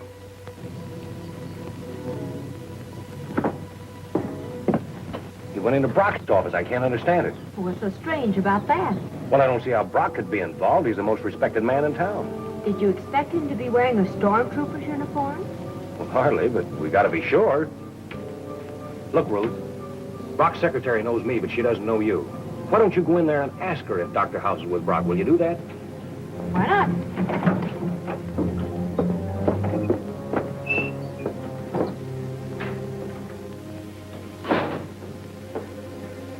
I came into town with Dr. Hauss. He told me to meet him here. I see. Well, he's in with Mr. Brock just now. Shall I tell him you're here? Oh, no, don't bother. I have some shopping to do anyway. I'll drop back later. Thank you.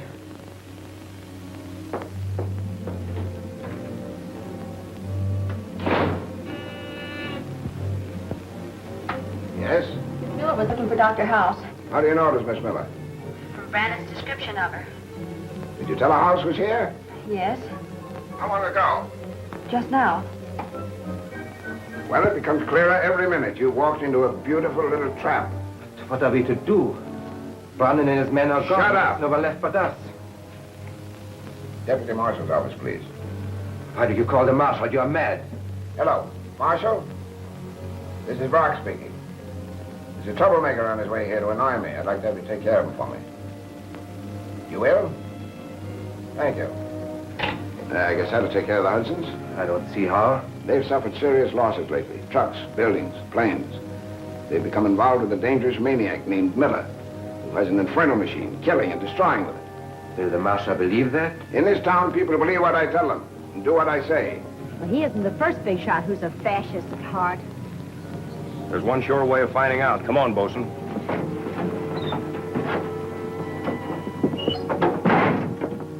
We should be leaving town, not sitting here, waiting. To leave town now would be the worst possible thing we could do. I want to see Brock. He's in conference now. You'll have to wait. I've waited long enough. Hold on, Jim. What's got into you? I want to see Brock. Yeah, that's what he told me.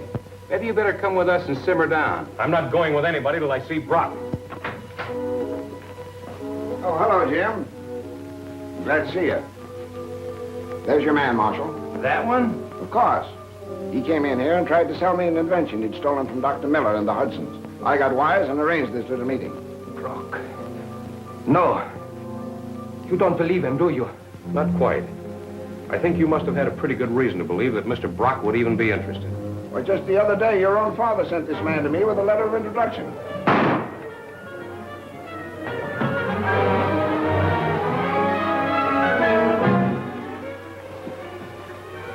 Traitor.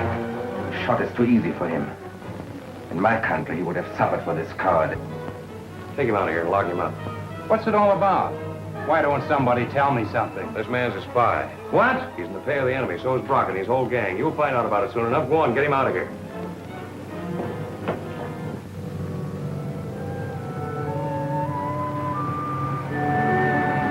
No, I'm not angry. I'm just peeved. Because you didn't tell me you were suspicious of House. Oh, so you're the one woman in the world who can keep a secret, huh? I am. What, for instance? The date I've set for our wedding, for instance.